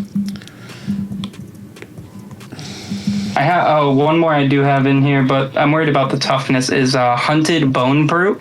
It's a menace 6/2 for 3. Cal, you know that card? And then the downside is when it enters, an opponent gets 2 1/1s, which I don't give a shit. I'm killing them anyway. Yeah. I want them to die. Right. Especially because this is a 3-drop. It curves perfectly with Vren, where I play Vren next turn, and then if they die, I get a red off them. Yeah, totally. And then when this dies, each opponent loses 3 life. So it's pressure on all fronts, and it triggers Vren. And it's a low CMC, high power creature. Dude, that's so sick. Personally, I really, really like that card. I want to test it for the deck, especially. I don't know. There's just so many things. Even Unstoppable Slasher in here is good because of the amount of pressure it can allow. With me being able to just I love attack, Unstoppable Slasher. they block. You know what I mean? I attack, they block, or not they block. Before blockers, I instant speed, make you sack a creature. They only have 1 creature. I hit them for half their life with a 2/3. Oh, dude, that's so sick. And then it comes back if it dies, which is even crazier. I thought Unstoppable Slasher just seemed like such a cool card. That's the kind of card I It's a card that you play turn 3 and it's around for the rest of the game, as long as it doesn't die with a stun counter on it, which most of the time it doesn't. Yeah, I thought that card, when I saw Standard, I saw, shout out to Phil, 3Benu, but when Phil played that card in Legacy, I thought it was super cool. It's just like playing it almost like a blue, a blue deck that was kind of focused on soul lands, kind of powering stuff up, almost like a black helm deck. And it was just so powerful, just kind of applying pressure in Legacy. It was just like a standalone threat. It just changed the game. Are you on? I'm assuming you're on Dothy Voidwalker. I took it out of the deck actually. Ooh, it attacks really well. Before. So this was before I switched it to a Thassa's list. I think with the Thassa's list, I'm going to add it back. I took it out when I was on beats. But it's a good beater. Having Shadow is a good beat because they just... Cal, how often can you block a Shadow creature in CDH? Never, next to never. Yeah. Any questions from chat over there? Calcifer? That's a good question. I'm full art mode. I can't even see chat right now. Negatory.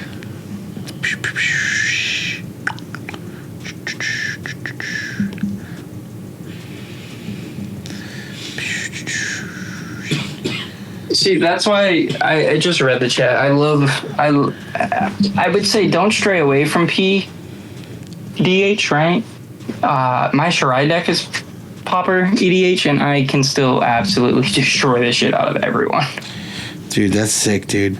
Like even at a normal casual Magic table, I absolutely beat face with it because it's just low to the ground cost. You sack things, they come back, and you can do whatever you want, really. That's awesome. That's the... Go ahead. What are some cool PDH decks you know? So the thing about PDH is you can run uncommons that aren't legendary, so it's pretty much open to everything. I don't know about latest meta, because so many new cards have come out that are absolutely powercraft in the uncommon slot from Bloomberg or Duskmoor and all these sets. You know what I mean? I know people that literally have the third path Iconoclast decks, and all it is whenever you cast a non-creature spell, you get a 1/1 soldier. Oh yeah, that card's that's sick. it. Yeah, and they run that, and it's a 2-drop. Yeah, and that's I've heard that's actually. You know what I mean? I've heard that deck is actually sick.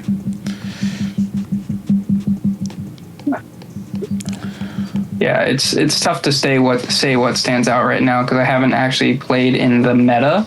I just play the deck with anyone. It doesn't matter. You know what I mean? Sure.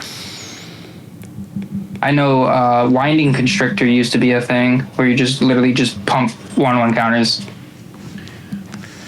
Oh yeah, that seems pretty good.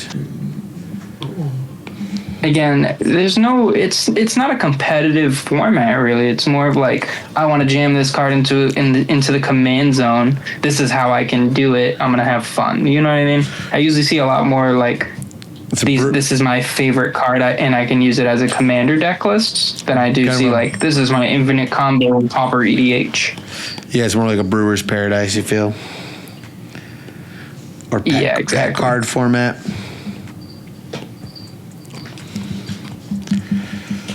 Man, I really like how this turned out. So we're gonna add a color to this. I'm gonna grab this BELBE. What Easter eggs we got in there? I see the Conquistador helmet, the Brood Lord, Dragon statue. Oh, that looks sick. The BELBE looks like the horror movie art on the text. That's what it's given me, is that horror movie poster vibe. Yeah, 100%. What is it? Was it Night of the Living Dead? Is that what it is?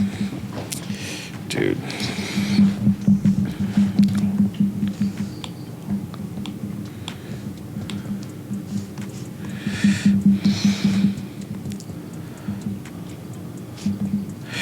What's the name of your deck on Moxfield? For BELBE, I don't... Oh, Goth Mommy, literally. Goth Mommy? Yeah, I told you, it's after my girlfriend, man. She's a Goth Mommy. She's literally a mom now, too. She's literally a Goth Mommy. Yep, it's literally called BELBE, the Goth Mommy. That's the name of the deck.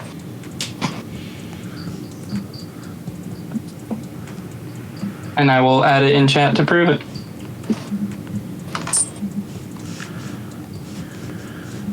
Opening now. BELBE, the Goth Mommy. I don't know what I expected. He wasn't lying.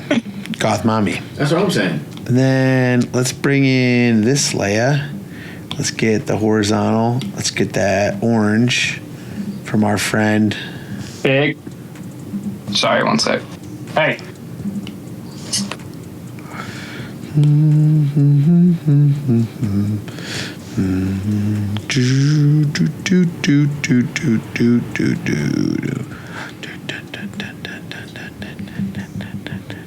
Sorry, my cat and dog decided 10 o'clock was the time to wrestle. Oh yeah, dude, my cats decided to, like, this whole stream is the time to just party on our laptops. So you're in good. Your cat. Because Cal's there. Because Cal's there. Yep. She's got to show off for Cal. Yep. She's got to, like, assert her dominance over Cal because she's jealous that Cal's here. She is. She's jealous. She's a petty cat. She wants me to only pay attention to her, and if Cal shows up, she's gonna be pissed off. Cal's here eating Chinese food, partying, farting, and she's jealous. She's like, "Oh man, this guy's so cool." She's like, "My dad likes him. He's taking attention away from me." What do you guys think? Do you love how this is turning out? Dude, the colors are so awesome. Dude, I'm loving this too. We've got a Tyler11141 saying, "Damn, that looks good." Dude, thanks, Tyler. Appreciate it. Dude, this turned out really freaking cool, man. I really like this. Damn, son. I'm telling you, I'm the idea guy. Let me know, man. Dude, this looks good, man. Frick, I like how this turned out. I really, really do. Underneath the God Pharaoh wing, can we sneak a amethyst in there real quick? Oh yeah, Thorn of Amethyst. No, you're right. We gotta put that in there.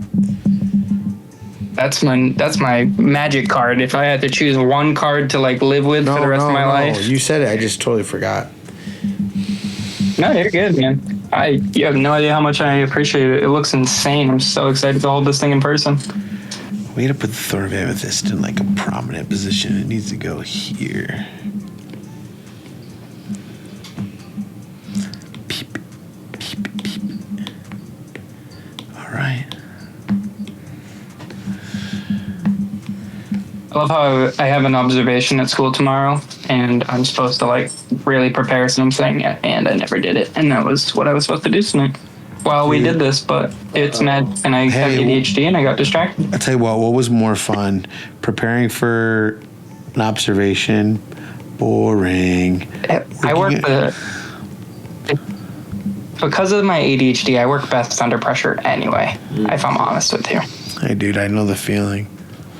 I know the feeling. The second somebody adds some stakes to what we're doing, I'll pop off. Yeah, I know the feeling. Maybe I have ADHD because that really resonates with me, man. I need the so I'm gonna add these pressure cards. All right, so you officially have a piece of this Vren deck. I hope you're taking this role seriously. I am. I think I'm gonna reference you in the primer. Dude, you gotta get the weirdies in there. You gotta get some weirdos. Weird cards. That's the hard part is I'm so unfamiliar with these weird cards. See, like my friend was suggesting some of these and I'm just like, dude, what are these? See, that's what's good to talk about decks with your friends. They're gonna turn you on to some cool shit. Wow, I really like how these colors look together. The only thing missing is my signature. Gotta get that in there.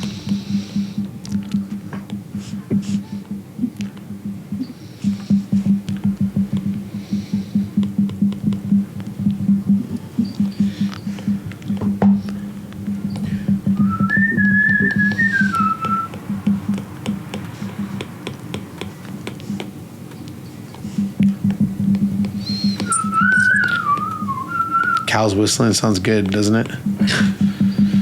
Of course. Cal's a good whistler. I can't whistle.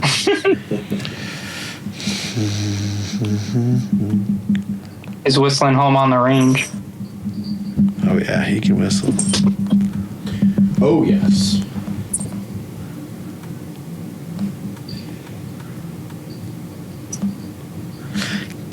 Cal, I got a compliment on my signature the other day at the Royal Rumble. Yeah, it's pretty sick. Someone's like, I like your signature, man. Yeah. You know what I said to that? What's that? I said, thank you. Thank you. Thank you very much. Thank you. Thanks. Beep. Dang, that looks good. Really like how this turned out. So you can see, as we did this, you know, we can get rid of that chain of smog. We got our thing here, our grid, to kind of see how the drawing fits in. Looks nice. You see how the balance of some of this, like the line here on the wing and the kind of way the drawing fits. Man, it really just looks just so nice to me. Really happy with how this turned out.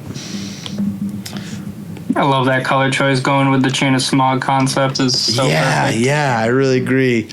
Really love how this turned out, man. We'll get rid of that red thing. I just want to see how the balance looks. But, man, bravo, dude. Thanks for bringing this to me. This looks awesome. I can't wait for this to get in your hands. So, yeah, we'll follow up after stream. But thanks, everybody, for coming. This is another successful playmat. Soup to nuts. Started as a concept, ended as a playmat. We did it. Playmat. We did it. Love that, dude. That's incredible. Incredible. Yeah, I can't believe how fast you do these. That's the thing. Wow. Like, I'm super proud of this. Damn, shit, this is fucking awesome. I mean, heckin'.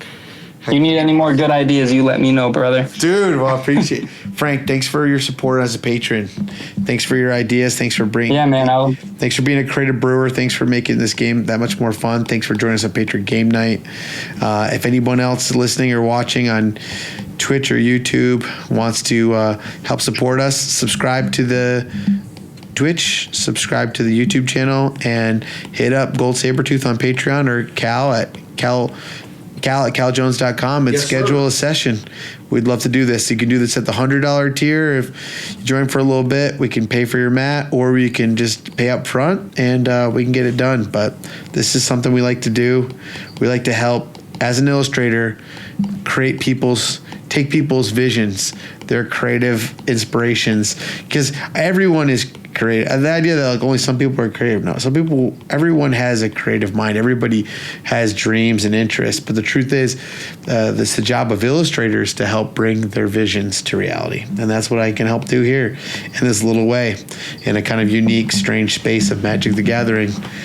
I'm happy to help bring your dreams to life. So, Frank, thanks for trusting me with this. Yeah, it's been a true honor. Of course, man. Maybe in a few months we'll do a Vren one if I can get this deck to take off. Bro, it would be a pleasure. Thanks for coming, dude. And thank you for coming by. Take it easy, guys. Take it easy. In chat. Cal, be nice for that cat, you hear? No, I refuse. All right. I'm going to go ahead and raid the EDH Recast Twitch because they have an interesting interview show they've been starting on. Interesting to me because I love interviewing people. So I'm going to send us on over there. They're about to start. So perfect timing. Thank you. Starting the raid, well, in 7 seconds. So 6. Goodbye, everyone. 4. Adios. Can we get a boom for the road? Boom!